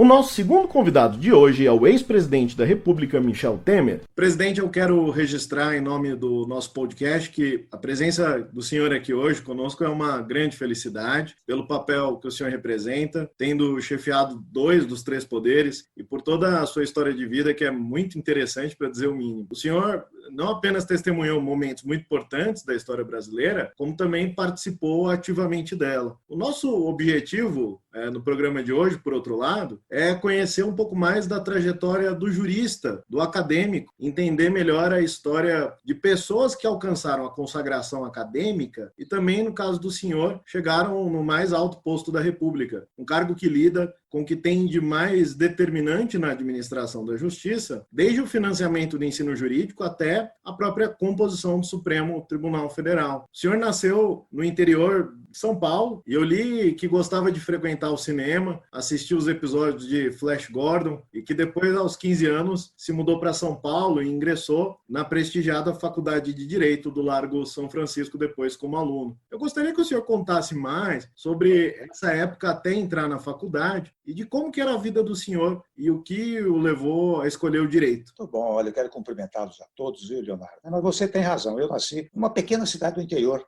em Tietê, aqui no estado de São Paulo. Na época que eu era garoto lá, Leonardo, havia uns 20 mil habitantes na cidade, mais ou menos. E interessante, eu fiz lá o curso primário, naturalmente, fiz o ginásio, naquela época havia um ginásio, né, curso ginasial. E no curso ginasial, eu fui muito incentivado por uma professora minha, professora de português, que me incentivava a leitura. Então ele dizia, Michel, você segunda série ginasial, tinha 12, 13 anos, olha, Michel, eu leio suas redações, você tem jeito, você poderia fazer muitas leituras. Como não tem livrarias que vendem livros aqui, porque só havia uma livraria que vendia material escolar, né? Você vai à prefeitura, lá tem a biblioteca, você pega um livro, fica 2 semanas com o livro, devolve, vai lendo, e com isto eu confesso que eu li, acho que todos os livros de José de Alencar, Machado de Assis, Joaquim Manuel de Macedo, lia poesias, né? Eu já tinha um irmão que estudava aqui na Faculdade de Direito do Largo São Francisco e ele levava as revistas do Centro Acadêmico 11 de Agosto e livros para eu ler também, né? Então, eu me adaptei muito a essa história da leitura, tanto que logo que eu vim fazer o colegial, tinha o curso clássico e o curso científico. O curso científico para quem ia para ciências exatas, né? E o curso clássico para quem ia para ciências humanas. Eu iria fazer direito porque os meus 3 irmãos mais velhos que eu, né, vieram fazer direito na Faculdade de Direito do Largo São Francisco. Então eu fiz o primeiro científico, mas eu confesso que não era bom em física, química. Aliás, conto até que eu fiquei para a segunda época, aquele tempo tinha a segunda época, em física e química, e passei na segunda época. Mas logo depois eu falei com meu pai, né, e vim fazer o curso clássico em São Paulo, 2º e 3º clássicos, quando se fazia também o cursinho para ingressar na Faculdade de Direito, cursinho Castelões. E daí, com 18 anos, eu entrei na Faculdade de Direito, né? Eu queria que você contasse um pouquinho sobre a experiência acadêmica. Eu sei que o senhor participou da diretoria do Centro Acadêmico 11 de Agosto. Também falasse um pouquinho como foi a experiência com professores que foram marcantes e daí veio o interesse pelo direito constitucional ou pelo direito público, vamos chamar de uma maneira mais ampla. Muito bom, viu, Alexandre? Eu, tendo ingressado na Faculdade de Direito, naquele tempo havia o vestibular, de fora a parte idiomas estrangeiros, né? Você tinha que conhecer o latim. O latim era complicado, né? E um pouco de literatura, etc. Ingressei na Faculdade de Direito e logo no primeiro ano, interessante, eu tinha 18 anos na época, mas eu fui lançado pelos colegas como candidato a 2º tesoureiro do Centro Acadêmico 11 de Agosto, que era o cargo que cabia aos primeiristas, aos calouros. E eu fui eleito 2º tesoureiro, aliás, com uma votação muito significativa, porque, embora fosse 2º tesoureiro, que era o último cargo dos vários componentes da diretoria do 11 de agosto, eu tinha um irmão no 4º ano e um no 5º ano da faculdade. Então, eles ficaram fazendo um pouco de pátio lá, né, para votação. O presidente era o Canton, tornou-se meu grande amigo. Ele me disse, olha, você teve uma grande votação, você pode se preparar para ser candidato do 4º ano da Faculdade de Direito. E eu vou te nomear, então, presidente da comissão de trote. A esta altura, eu já no 2º ano. Por que presidente da comissão de trote? Porque você tinha contato com todos aqueles que iriam ingressar na faculdade, os calouros, né?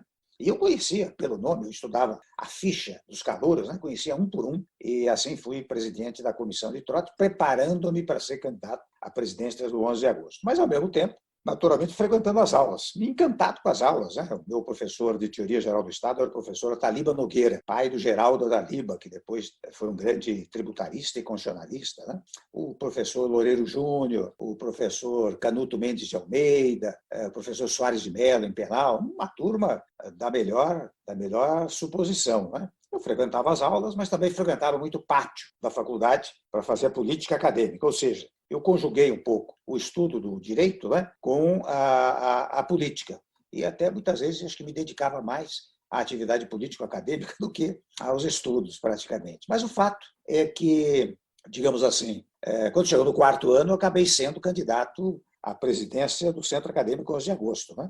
Mas eu estou falando de 1962, né? Final de 62. E naquele tempo começou a haver um movimento para a queda do Jango. Jango era o presidente da República, um sistema parlamentar, né, de governo, e havia um movimento até para a derrubada do Jango, etc., que se deu em 64. Mas já no final de 62, começo de 63, já havia essa mobilização nacional. Eu fui candidato, mas acabei sendo derrotado. Fui derrotado por 82 votos. Né? Houve uma cisão no meu partido, aqueles que simplesmente votavam acabaram organizando um novo partido, lançaram um candidato, com essa divisão perdi a eleição. Perdi a eleição, fui para o 5º ano, e quando me formei, eu fui chamado pelo professor Ataliba Nogueira, que era professor de Teoria Geral do Estado, e tinha sido nomeado secretário da Educação do Estado de São Paulo. Me chamou para ser oficial de gabinete. Foi o meu primeiro emprego, assim, também na área político-administrativa. Né? E eu fui com o professor Ataliba para lá. Eu era muito jovem, né? Mas ele me levava aos sábados para despachar com ele no gabinete. Né? A minha participação no despacho se restringia a puxar o papel enquanto ele assinava. Né? Mas enquanto ele assinava, ele ia me dizendo: olha, Michel, você precisa escrever, você precisa advogar, você precisa entrar na carreira universitária, você precisa fazer política, se for possível. Você sabe, eu fui constituinte, ele tinha sido constituinte em 45, 46. E é uma coisa muito importante para você, enfim, me entusiasmava a isso tudo. Né?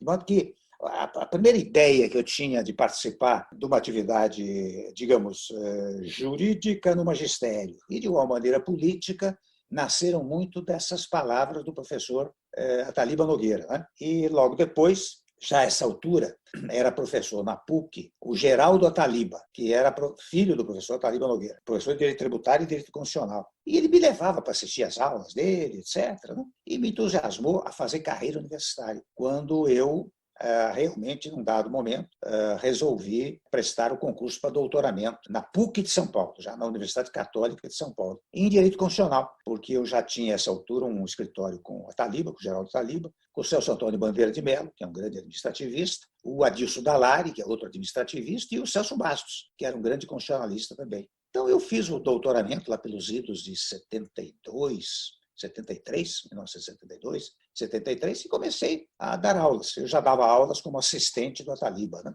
E daí que eu ingressei efetivamente na atividade universitária. Né? Dava aulas, gostava de dar aulas. Logo em seguida, aliás, antes mesmo, em 68, meados de 68, nasceu uma faculdade no interior, Faculdade de Direito de Itu, e eu fui convidado para dar aulas lá, naturalmente muito jovem. Né? Então eu ia 2 noites para Itu, e as outras noites eu dava aulas na PUC de São Paulo, e de igual maneira no sábado de manhã. Né? Com isto você veja que eu me tornei um verdadeiro, digamos assim, operário do direito. Eu trabalhava naquilo o tempo inteiro. E mesmo assim, ao mesmo tempo, em 70, final de 69, 70, eu prestei concurso para procurador do Estado e fui aprovado. Entrei na procuradoria, mas eu entrei num sistema, Alexandre e todos, que permitia advocacia, menos advocacia contra o Estado. Né? Então eu entrei nesse sistema de liberdade para advogar. Eu ficava uma parte do dia na procuradoria, uma outra parte no escritório, advogando, e à noite, ou em Itu, na Faculdade de Direito, ou na Universidade Católica de São Paulo. Né?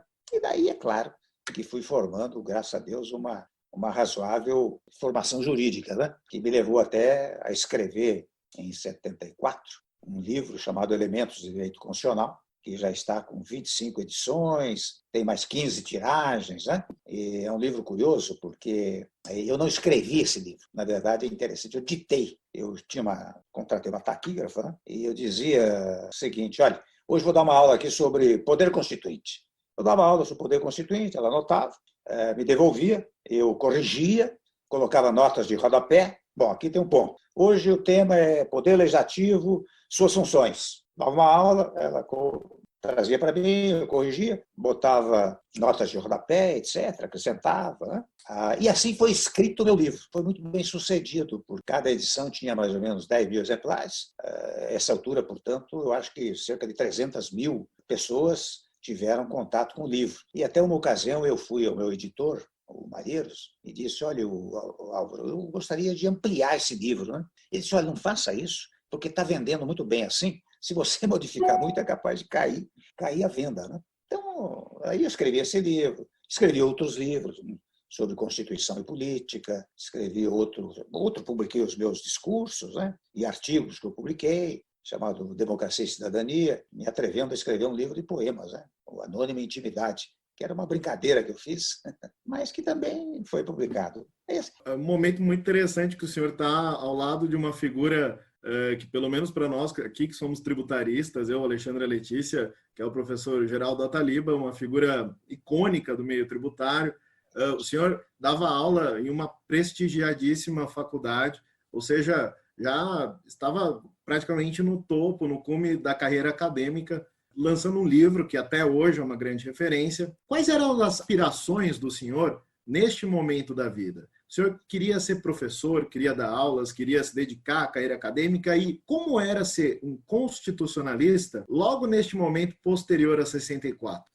Nós dávamos as aulas, né? E já dávamos as aulas sobre o império da Constituição de 67, que era uma Constituição muito centralizadora, né? Já fruto do regime autoritário, né? Mas o que é que nós fazíamos? Interessante, Leonardo, nós nos reuníamos, eu, a Taliba, o Celso Antônio, que era um pouco mais velhos que eu, né? E nós dávamos aula no mestrado, no bacharelado e no mestrado da PUC. E nós procurávamos extrair do texto constitucional os princípios que assegurassem decisões judiciais, digamos, democráticas. Né? Então, a partir do tema, a Constituição dizia, todo poder emana do povo, continuava a dizer.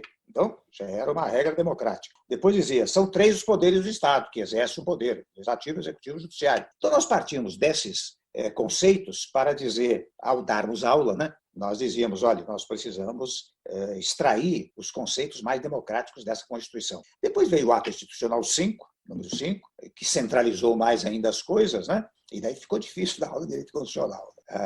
E, de igual maneira, uma emenda constitucional em 69, também muito restritiva, né? Mas o fato é que nós dávamos aula com base, volto a dizer, nos princípios constitucionais. E eu dizia muito para os alunos, eu desde 70, 71, né? Eu dizia, olha, até dizia uma coisa curiosa, eu dizia, olha, na PUC, por exemplo, eu dizia, olha, quem quiser assistir a aula, assiste, quem não quiser, pode sair, porque, na verdade, não sou eu que tenho que exigir a presença de vocês, porque vocês é que pagam a PUC para poder me pagar. Então, vocês têm que exigir minha presença. Então, quem vai ensinar vocês é a vida. Então, se quiser conversar aqui na sala, não dá certo. Quem vem aqui vem para estudar, aproveitar o tempo para estudar. E vocês sabem que eu tinha sempre a sala cheia, né?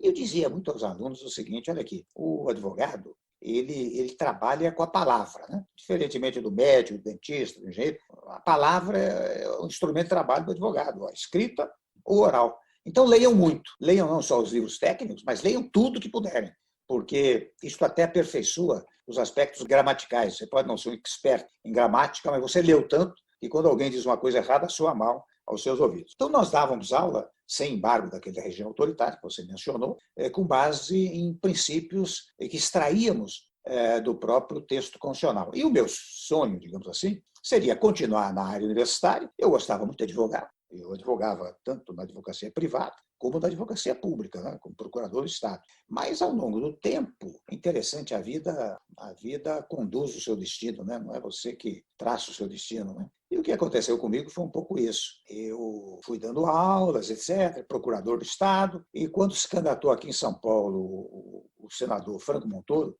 a governador, ele era professor da PUC também, Eu acabei entrando um pouco modestamente na campanha dele, né? Mas quando ele foi eleito, ele me nomeou em 82, procurador-geral do Estado. Para mim, aquilo era o ápice, né? Imagina, eu disse, poxa, eu vou comandar quase 1.000 procuradores aqui, colegas advogados. Eu era já não tão jovem, mas era jovem ainda, né? Eu falei, para mim é uma honra enorme, né? Interessante, você vê que a vida é uma coisa curiosa. Quando eu fui nomeado procurador do Estado, um dia o governador me telefona e diz, olha, Temer, você vai ser secretário da Segurança Pública. Naqueles 11, 12 meses, já tinham passado 2 secretários pela secretaria e não tinham ficado. Enfim, uma coisa complicada, segurança pública em São Paulo, naquele tempo e tudo isso, né? Eu disse para ele, governador, mas eu não tenho a menor ideia, eu nem advogo na área penal, né? Eu conheço um pouco de direito constitucional. Será que o senhor vai fazer uma boa coisa? Não, vou, tenho certeza, você tem jeito, você precisa conjugar a polícia militar com a polícia civil, que eles brigam muito entre si, e você leva já, você tem bom diálogo, etc. Né? Até que eu tentei um checkmate, eu disse, governador, eu não sei nem onde é a Secretaria da Segurança Pública, o senhor tem ideia de como eu não conheço. Daí ele disse, você passa na casa do Zé Carlos Dias, o Zé Carlos Dias era um colega que era secretário da Justiça. Ele vai dizer para você onde é. Eu falei, bom, então, quer me nomear de qualquer maneira. Você sabe que eu assumi a Secretaria da Segurança e logo na primeira semana eu aqui comecei a me perguntar, mas, meu Deus do céu, o que é que eu vim fazer aqui? Isso aqui não vai dar certo. Quando chegou no sábado à tarde, uma semana, portanto, que eu estava na secretaria, eu disse, olha, segunda-feira eu vou ao governador, mas o governador não vai dar para continuar, vai ser um desastre. Eu serei o terceiro secretário e, para mim, inclusive, desastroso, igualmente para o governo. Mas você sabe que à noite eu estava assistindo um programa de entrevistas e era entrevistado o Jean Francisco Guarnieri, que é um ator, um artista, e que tinha sido nomeado secretário da Cultura. E o sujeito pergunta para ele, o entrevistador, pergunta para ele, o Guarnieri, vem cá, como é que funciona para você essa coisa, você artista, despojado, camisa esporte, sem cerimônia, sem formalidade, e agora lugar à mesa, paletó e gravata, excelência, como é que funciona na sua cabeça? Ele disse, mas disse olhando para mim, disse, olha, a vida também é uma representação. Você tem que representar bem o papel que a vida te entrega. Foi interessante, ele desliguei aquilo. A vida me entregou o papel de secretário da Segurança. Eu tenho que exercer bem esse papel. Na segunda-feira, ao invés de ir ao governador, eu chamei o comandante da Polícia Militar, chamei o delegado-geral e comecei a interpretar bem o papel que a vida me entregava. me entregou, né? E daí eu fiquei lá 2 anos e meio, mais ou menos, 3 anos, quando o Montoro me chamou, ele disse, Temer, você é professor de constitucional, você poderia se candidatar como deputado federal constituinte, eleição de 86, para constituinte de 87. E me candidatei à Assembleia Constituinte. Né? Fui eleito, aliás, até fiquei na segunda suplência, mas logo depois o governo chamou 4 deputados, né? 2 para ministro, 2 para secretário, e os 4 primeiros suplentes assumiram, eu assumi constituinte, e trabalhei muito, porque as pessoas sabiam que eu era da área, então muitas vezes me traziam teses para eu sustentá-las na Assembleia. E eu confesso até que eu imaginei que eu ia fazer a Constituinte e ia voltar para o meu dia a dia, mas não foi assim, né? Foi eleito governador, o Fleury me chamou para ser novamente procurador-geral do Estado. Eu fui novamente procurador-geral do Estado. 1 ano depois aconteceu aquele episódio do Carandiru, onde houve muitas mortes, né? E o Fleury, governador, me chamou e disse, Temer, eu vou precisar de você na Secretaria de Segurança. Você vai ser secretário de Segurança outra vez. Eu resisti, mas em face da insistência, acabei assumindo a Secretaria da Segurança pela segunda vez. Quando assumi a Secretaria de Segurança, eu também assumi a Câmara dos Deputados, porque houve o afastamento de 2 ou 3 deputados, né? E eu assumi, mas assumi num dia e voltei aqui para São Paulo para continuar na Secretaria da Segurança. Depois, em 94, fui eleito, deputado federal. Queria só dar um passo anterior, quando o senhor estava falando da sua carreira acadêmica ainda na PUC, e daí a importância que teve a presença do professor Ataliba Nogueira, que é até autor de um clássico, que é O Estado de Meio e Não Fim. Obra clássica dele. Exatamente. E aí, a partir daí, acabou se constituindo na PUC essa escola do direito público, né, que é bem marcante. Programas de mestrado e doutorado na PUC ali no começo da década de 70, com o senhor, com o professor Celso Bastos, professor Geraldo Ataliba, professor Celso Antônio, professor Paulo de Barros Carvalho, professor Adilson Salari. Os nomes são diversos. E aí o senhor acabou emendando a pergunta do Leonardo, que ele falou exatamente como era tratar o constitucionalismo num período autoritário. Aí me veio em mente aquele episódio da PUC de 1977, o governo acabou invadindo a sede da PUC. E aí eu gostaria de saber se o senhor já era professor, como que você sentiram esse movimento autoritário? Talvez civicamente muito triste, né? Invasão da PUC, invasão da universidade. Eu não era ainda secretário da Segurança, né? Eu fui secretário de Segurança a partir de 83. Mas eu me lembro que os alunos se reuniram, eu fui lá a uma reunião dos alunos, dos professores, e combatíamos naturalmente esta fórmula muito autoritária. Eu participava na ocasião, a OAB naquela época tinha um papel institucional muito acentuado. Um dos temas era o exame das prerrogativas de cada qual dos poderes. Mas quando eu fui secretário da Segurança, eu me lembro que uma ocasião, em 84, também a pátio da Faculdade de Direito do Largo São Francisco foi invadido, porque houve um movimento lá na Praça da Sé e a polícia chegou lá para dissolver e os manifestantes saíram correndo, foram para o Largo São Francisco e entraram na Faculdade de Direito, ao fundamento de que aquele solo é sagrado, a polícia não ia entrar. Mas a polícia acabou entrando. Imagine vocês, eu era o secretário da Segurança, egresso do Largo São Francisco, né? Então, o que é que eu fiz? Quando eu soube daquilo, que foi num fim de tarde, assim, no dia seguinte, eu liguei para o professor Marota Rangel, que era o diretor da Faculdade de Direito, e disse: professor Marota, eu quero fazer uma visita de desagravo à Faculdade de Direito. Ele disse: mas será, secretário, será que vale a pena? Porque havia muita agitação, né? Mas eu era, não sei se eu era ousado ou era irresponsável, né? Mas o fato é que eu falei: não, eu quero ir aí para fazer uma visita de solidariedade. Fui lá. Quando entrei, eu vi um burburinho dos alunos, fui à sala dos professores com o Marota, né? Eles agradeceram muito, mas me disseram: olha, você vai descer agora, tem uma escadaria, né? Os alunos estão lá embaixo, eu vou fazer uma pequena introdução, né? Para não haver nenhuma agressividade. O secretário Temer veio aqui para solidarizar-se com a Faculdade de Direito, ele foi nosso aluno aqui, formado em 63, peço que ouçam a ele. E eu, então, fiz lá um discurso dizendo: olha, minha gente, eu fui membro do Centro Acadêmico 11 de Agosto, lamentei imensamente essa invasão, ela não vai se repetir, eu vim aqui para revelar isso. O fato é que eu saí debaixo de aplausos lá, né? Isso foi uma coisa muito boa. E um segundo episódio interessante, houve um outro episódio, naquela época ainda havia um regime muito forte, né? Autoritário. Então, dou um exemplo, os alunos da Unesp, cuja reitoria era um prédio na Praça da Sé, tomaram a Unesp, nós não invadíamos simplesmente com a polícia, como foi feito em 77. Nós requeríamos um pedido de reintegração de posse e, quando saía liminar da reintegração de posse, é que a polícia ia lá tirar os ocupantes, né? Nós tínhamos um mandado de reintegração de posse. O comandante da PM disse: olha, secretário, lá vai ser um desastre, porque o prédio é entre vários prédios, vai haver resistência, eu não sei o que pode acontecer lá. Vocês sabem que eu fui dormir com aquilo. No dia seguinte, eu fui fazer uma palestra na Procuradoria da Justiça. Quando eu saí de lá, eu estava com 2 assessores. Disse: olha aqui, vamos até a Praça da Sé. Só nós 3. Quem estava lá dentro ficou assustado. Que coisa, o secretário aqui, né? Mas abriu a porta e falou: olha, eu quero uma reunião com vocês. Tinha uns 400 estudantes lá, acampados dentro do prédio. Eu disse, dei uma linha lá sobre o que era o Estado de Direito, por que nós pedimos no Judiciário uma liminar para a reintegração de posse. Mas, ao final, a comissão lá me disse: olha, nós vamos fazer o seguinte, se o governador nos atender, nós sairemos daqui. O Montoro estava acompanhando tudo aquilo pelo rádio, né? Eu liguei para o governador, disse: governador, eles querem uma audiência, aí é um grupo de 10 alunos. Falei: pode trazê-los. Eu levei-os lá. Tivemos uma reunião, eles conversaram com o governador, voltamos todos para o prédio, e foi até emocionante, porque saíram todos cantando o hino nacional, sabe? Eu acredito que até como professor de Direito Constitucional tenha sido uma experiência magnífica participar de uma Assembleia Nacional Constituinte, e ao longo desses anos a Constituição ela vem sendo colocada à prova em vários momentos, né? E ao mesmo tempo, nós que estudamos direito público sabemos que a Constituição às vezes ela é criticada porque ela é muito prolixa.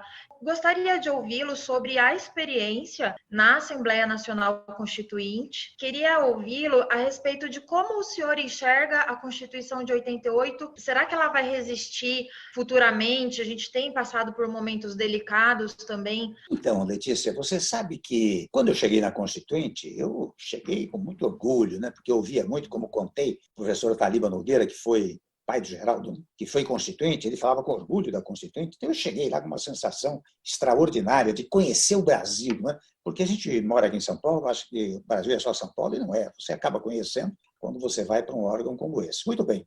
Na Constituinte, nós tínhamos pré-projeto de uma chamada Comissão de Notáveis, que era um projeto parlamentarista. E quando nós assumimos a Constituinte, o doutor Ulisses era o presidente da Constituinte, deliberou-se que nós deveríamos partir do ponto zero, ou seja, não levar em conta aquele pré-projeto da Comissão de Notáveis. E partindo do ponto zero, é claro, todos se serviam do que havia lá no pré-projeto. Mas o projeto de nova Constituição transformou-se num projeto presidencialista.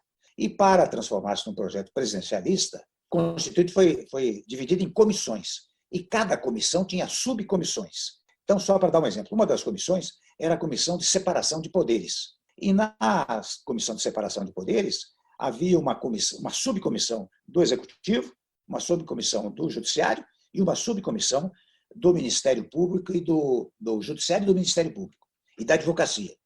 E eu fui exatamente para essa última comissão, Ministério Público, Advocacia e Judiciário. O resultado dessas comissões, dessas 3 comissões, eram reunificadas pela Comissão Geral da Separação de Poderes. E depois disso, só para contar como se deu o trabalho da Constituinte, essas conclusões de cada comissão foram para uma chamada Comissão de Sistematização, que sistematizou todas estas conclusões. E, afinal, depois da Comissão de Sistematização, foi para uma chamada Comissão de Redação. Eu tive até, digamos, a alegria, a honra, né, de participar do plenário. Participar dessa comissão que era da minha área, né?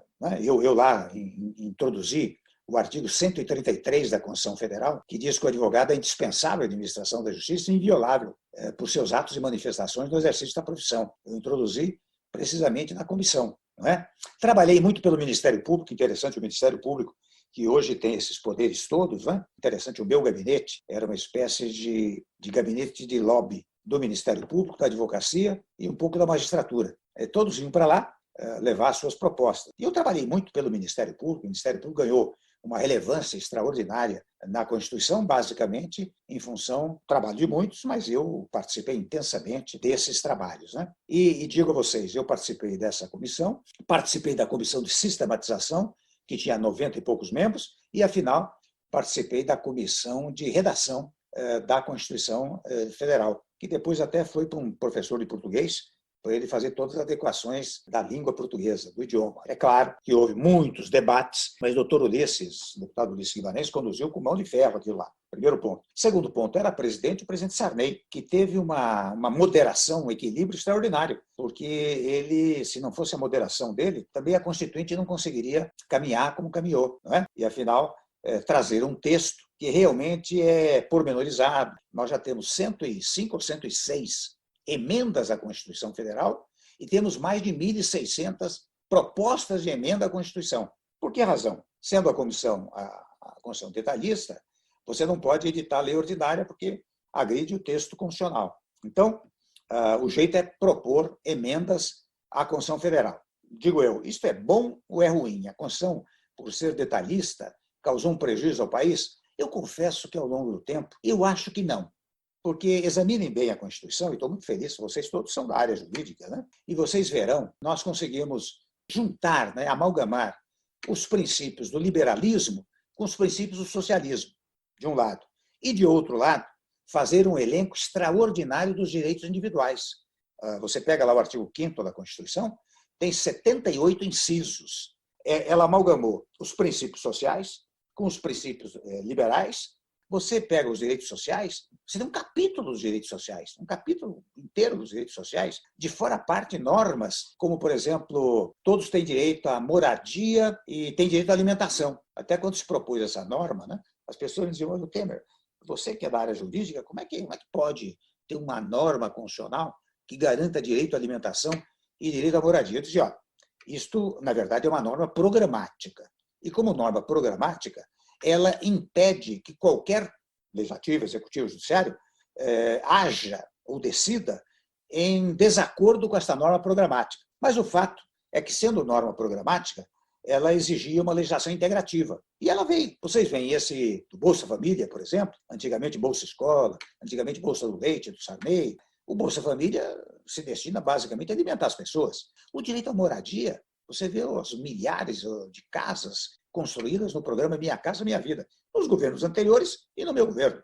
Você pega de 91 a 30, quando começou um movimento mais centralizador, que abicou na Constituição de 34. Durou 3 anos, veio a Constituição de 37, que durou até 45, 46, veio a Constituição de 46, 46 durou até 64, mas a partir de 64, o seu fundamento de validade passou a ser o ato institucional, que o ato institucional dizia: continua em vigor a Constituição de 46 com as modificações constantes desse ato. Então, o fundamento de validade dela passou a ser este ato institucional, que durou até 67, quando veio uma nova Constituição. A de 67 veio com vários atos institucionais até 88, e agora em 88 nós estamos com 31 anos de Constituição. A cada 20, 25 anos, 30 anos, o povo quer mudar. As instituições começam a se fragmentar e é preciso mudar a Constituição, ou seja, criar um novo Estado. Para nós, da área jurídica, o Estado nasce no momento que nasce a Constituição.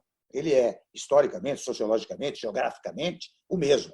Mas, juridicamente, ele é Estado, para nós, a partir de 5 de outubro de 88. Vejam que hoje muita gente já começou a propor uma Assembleia Constituinte exclusiva para poder criar um novo Estado. Pelo contrário, eu tenho combatido essa tese a todo momento, mostrando como este amálgama que se fez na Constituição Federal entre direito social, direitos liberais e um grande elenco de direitos individuais deve fazer a permanência da Constituição. Nós estávamos tão entusiasmados com o retorno da democracia que nós botamos o Brasil um Estado democrático de direito. Nós enfatizamos a democracia. Vocês vejam como hoje se fala muito de segurança jurídica, né? As pessoas pegam certos rótulos e começam a usá-los indiscriminadamente, sem conceituá-lo e sem saber exatamente o que é. O que é a segurança jurídica? É uma coisa singelíssima. É cumprir a Constituição e a normatividade que ela se segue. Isso é que dá a segurança jurídica. Eu vou fazer um contrato de trabalho, vou constituir uma empresa, vou constituir uma família, eu sei quais são meus direitos e deveres, porque está previsto no texto normativo. Então, digo eu, como o senhor vê hoje a Constituição, não é? Em face dos últimos acontecimentos. Há um ano e meio, 2 anos atrás, falava-se muito na possibilidade de fazer uma nova Constituição, um novo Estado. Mas isso já saiu, eu penso que já saiu da pauta. O que está acontecendo nos últimos tempos aqui, por vício até profissional, mas por certeza cívica, eu acho que cumprir a Constituição é uma coisa fundamental para o país, especialmente no tópico dos direitos sociais, dos direitos liberais e dos direitos individuais. Muitas vezes eu vejo uma outra ideia do que às vezes se chama construtivismo jurídico, né? Quer dizer, as pessoas acham que deve se interpretar a Constituição de acordo com as aspirações populares e não de acordo com o que ela diz. O que acontece quando você vai interpretar de acordo com as aspirações populares?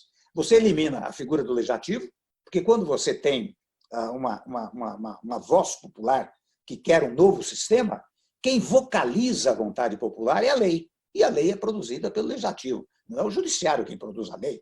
Não é o judiciário que tem a atender às manifestações populares. O judiciário tem que cumprir aquilo que está, que isso, digamos assim, dá muito suporte para o autoritarismo. Vontade do povo teve o povo alemão e até o povo austríaco, quando enalteceu a figura do Hitler. O povo italiano, quando enalteceu a figura do Mussolini. Nós temos uma conturbação muito grande no país.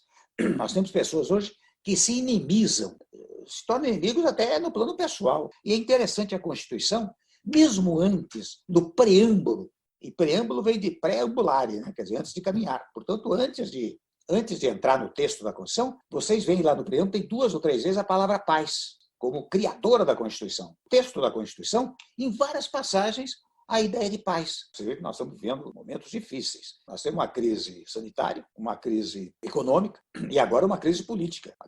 Uma crise institucional, até eu diria. A saída do ex-ministro gerou uma crise institucional. O que é que eu tenho proposto? E tenho falado isso em muitas entrevistas. Eu tenho proposto que haja um pacto nacional. O presidente da República, eu estou falando isso porque um dia eu tive a oportunidade de dizer muito rapidamente a ele, né? Um pacto em que ele chamasse todos os partidos políticos, chamasse todos os governadores, inclusive os da oposição, né? E dissesse: olha aqui, minha gente, nós temos que dar um jeito no país, nós temos que trabalhar juntos, não só para combater a pandemia, como equilibrar a economia, temos que ter decisões conjuntas. E volto a dizer, trazendo inclusive a oposição, porque você pode dizer: olha, isso aqui está acima das questões partidárias do que questões ideológicas. Por exemplo, agora está em pauta a vida das pessoas, e a vida da pessoa que ora está na oposição, ora está na situação. nós sabemos que a Câmara dos Deputados tem uma assessoria excelente, mas mesmo assim é muito comum a gente ouvir falar que os parlamentares que têm uma formação jurídica, eles acabam sendo muito ouvidos, muito respeitados em regra pelos demais em questões técnicas, jurídicas, talvez por uma questão de empatia aliada com uma confiança técnica na pessoa do parlamentar. O senhor foi um congressista muito importante, presidiu a Câmara por mais de uma vez sob a Constituição que ajudou a escrever. Eu gostaria de saber como que é o dia a dia da aprovação das leis, qual é o papel da presidência da mesa, que o senhor falasse um pouco sobre a sua visão do lugar em que o núcleo duro do direito é produzido no Brasil. Olha, no meu caso, eu fui presidir a Câmara 3 vezes, né, a Câmara dos Deputados. Eu, naturalmente, democraticamente, como convém, eu ouvi os líderes, chamava os líderes partidários, e dizia, olha, eu estou fazendo uma pauta assim, assim, assado. É claro, quando eu tinha, digamos assim, mais convicção em cima de um determinado projeto, eu argumentava para tentar convencer logo no início os líderes, né? E muitas vezes conseguia convencer, os líderes me acompanhavam. E o fato de ser da área de direito constitucional me ajudava muito, porque na presidência da Câmara, muitas vezes aquele plenário era efervescente, muitas questões de ordem, etc. Né? O que é que eu fazia? O colega levantava uma questão de ordem, e eu, ao invés de responder com base no regimento, eu respondia com base na Constituição.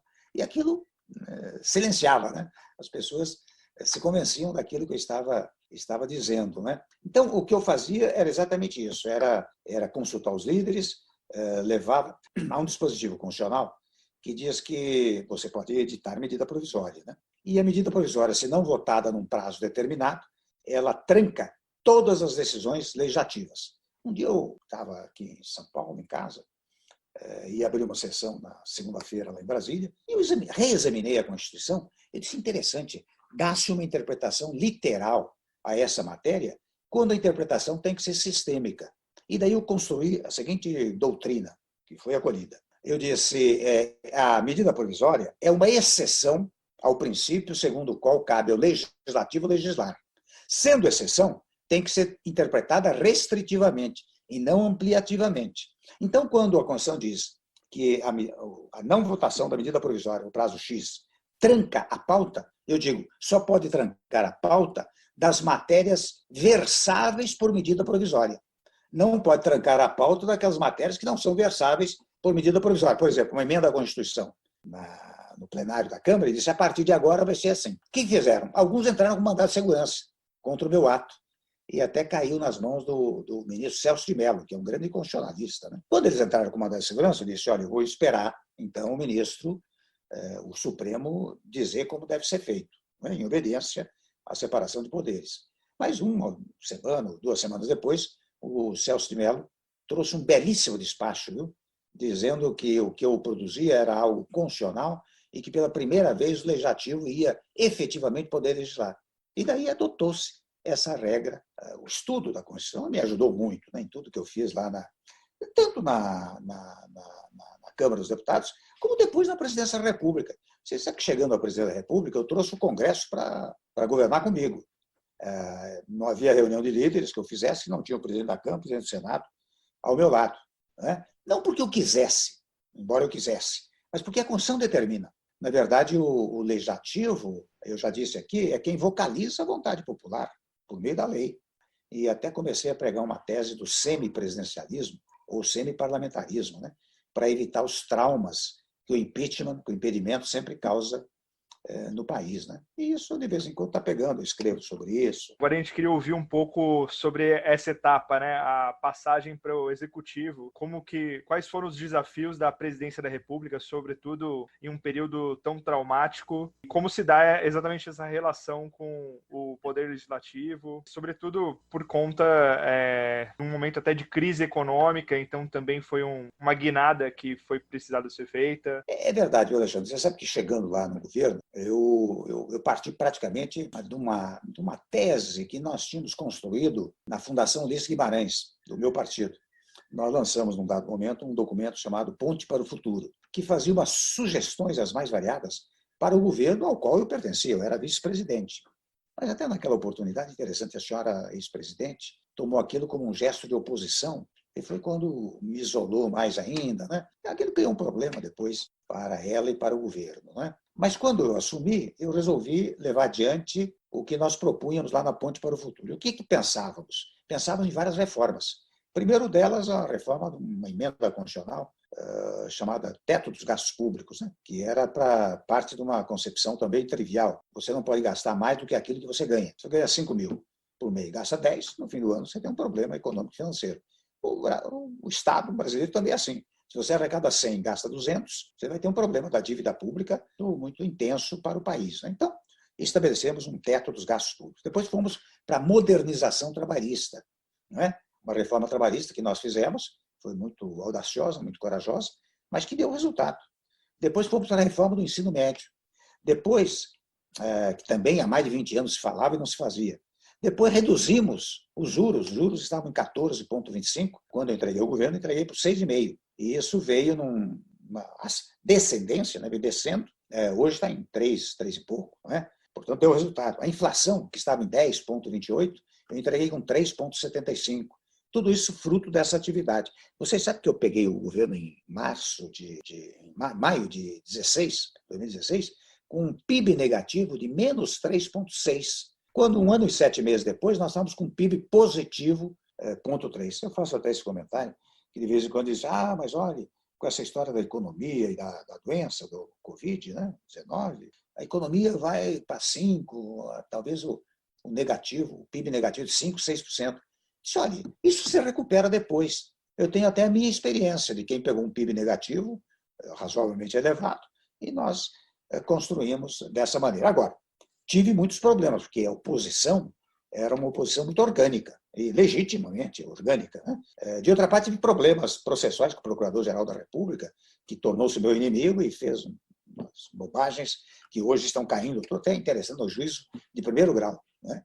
Então, essas coisas todas tumultuavam, mas eu não me incomodava com isso, não. Eu levava adiante. Acho que isso, mais uma vez, a formação, digamos, democrática e jurídica que nós tivemos ao longo do tempo, ajudou muito a exercitar o governo. Eu confesso que se não tivesse o Congresso Nacional ao meu lado, também não conseguiria levar o governo. Teve grandes juristas que se transformaram em grandes políticos. O senhor mesmo citou o Franco Montoro, mas a gente teve diversos outros casos. O professor Goffredo Teles foi constituinte também. Mas o que o senhor indicaria para quem queira ser um político? Acho difícil fazer essa sugestão, viu, Alexandre? Porque eu contei um pouco da minha vida, dizendo o destino que me levou, né? Não fui eu que construí esse caminho, né? É difícil você dizer, eu quero ser político. Eu quero ser político, se vê, preciso me candidatar. Candidatar precisa ter votos. Para ter voto, precisa ter trabalho feito, de alguma maneira, para ser eleito. Eu, graças a Deus, tive uma vida, penso eu, modestamente, exitosa na universidade e na política, né? Mas com muitos percalços. Sabe? Se você me dissesse, se vocês me perguntassem, você recomenda que um de nós entre na área política? Eu diria, não entra não. Fica na área jurídica, que é muito mais bonita, mais construtiva, mais intelectualizada, né? Eu sugeriria dessa maneira, né? Presidente, quais são os planos do senhor para o futuro? Qual é o legado que o senhor pretende deixar? O senhor é uma pessoa marcante na história do país, sem sombra de dúvidas. Eu gostaria de saber, na posição do senhor, como o senhor gostaria de ficar conhecido na história? Qual seria o legado que o senhor gostaria de deixar? E olha, Leonardo, eu gostaria, em primeiro lugar, isso que vocês gentilmente estão fazendo, me reconhecer um pouco como jurista, né? Quer dizer, alguém que deu uma mínima colaboração à ciência jurídica e especialmente sobre o foco didático, com os livros que eu escrevi, tudo isso. Esse é um primeiro ponto. Sobre o foco político, eu gostaria de ser reconhecido como alguém, um reformista, alguém que fez reformas no país. Veja que mesmo a reforma da Previdência, quem enfrentou os primeiros momentos, durante mais de um ano, e o presidente Bolsonaro tem reconhecido isso, né? Foi o meu governo. Houve muita resistência, nós dissemos é fundamental, indispensável, portanto aprovou-se neste governo, mas o embate para convencer a população, convencer o Congresso Nacional foi durante o meu governo. Então, eu gostaria de ser reconhecido como um governo reformista, né? Em terceiro lugar, como alguém que exercitou a democracia, né? Até as suas últimas consequências. Acho que isso dessa maneira que eu gostaria, digamos assim, de que revelassem o meu legado, né?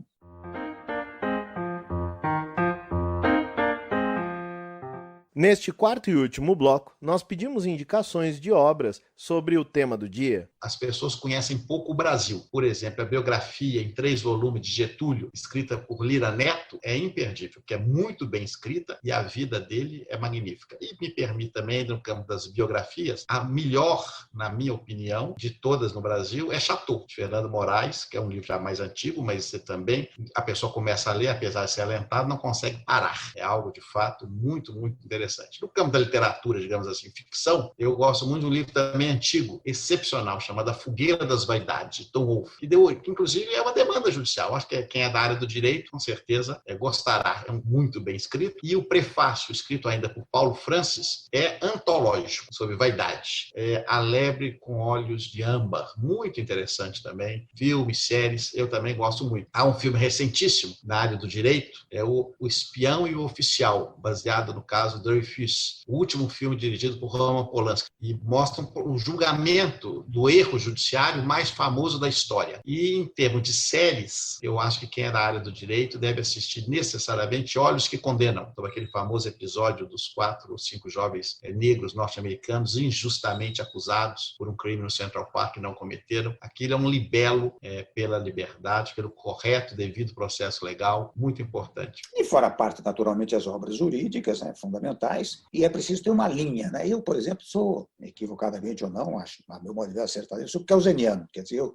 lá atrás eu estudei a teoria pura do direito, né, e me convenci que era a melhor teoria para explicar a ordem jurídica. Né? E fora a parte as obras jurídicas, você tem que ler livros, especialmente biografias. Acho que as biografias ajudam muito. E além das biografias, eu agora estou relendo pela segunda vez até um livro do Simon Montefiore, que é a melhor biografia do Stalin, que escreveu também uma biografia sobre Catarina da Rússia, sabe? A rainha Catarina.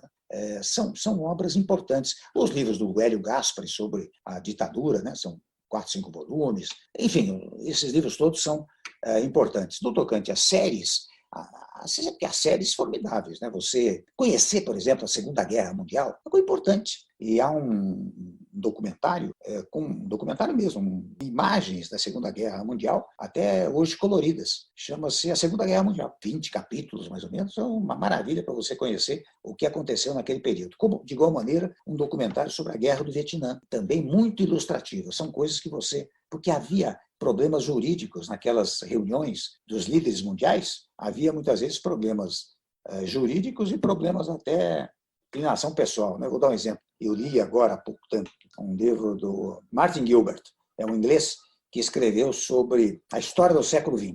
Ele começa em 1900 e vai até 2000. Né? E os livros do Harari também, esse escritor israelita, tem 41 anos, são livros também formidáveis. Eu tenho um que se chama Como Morrem as Democracias, lançado recentemente. Um outro que é do Michael Sandel, Conceito de Justiça. Você acabou de ouvir Fronteiras do Direito.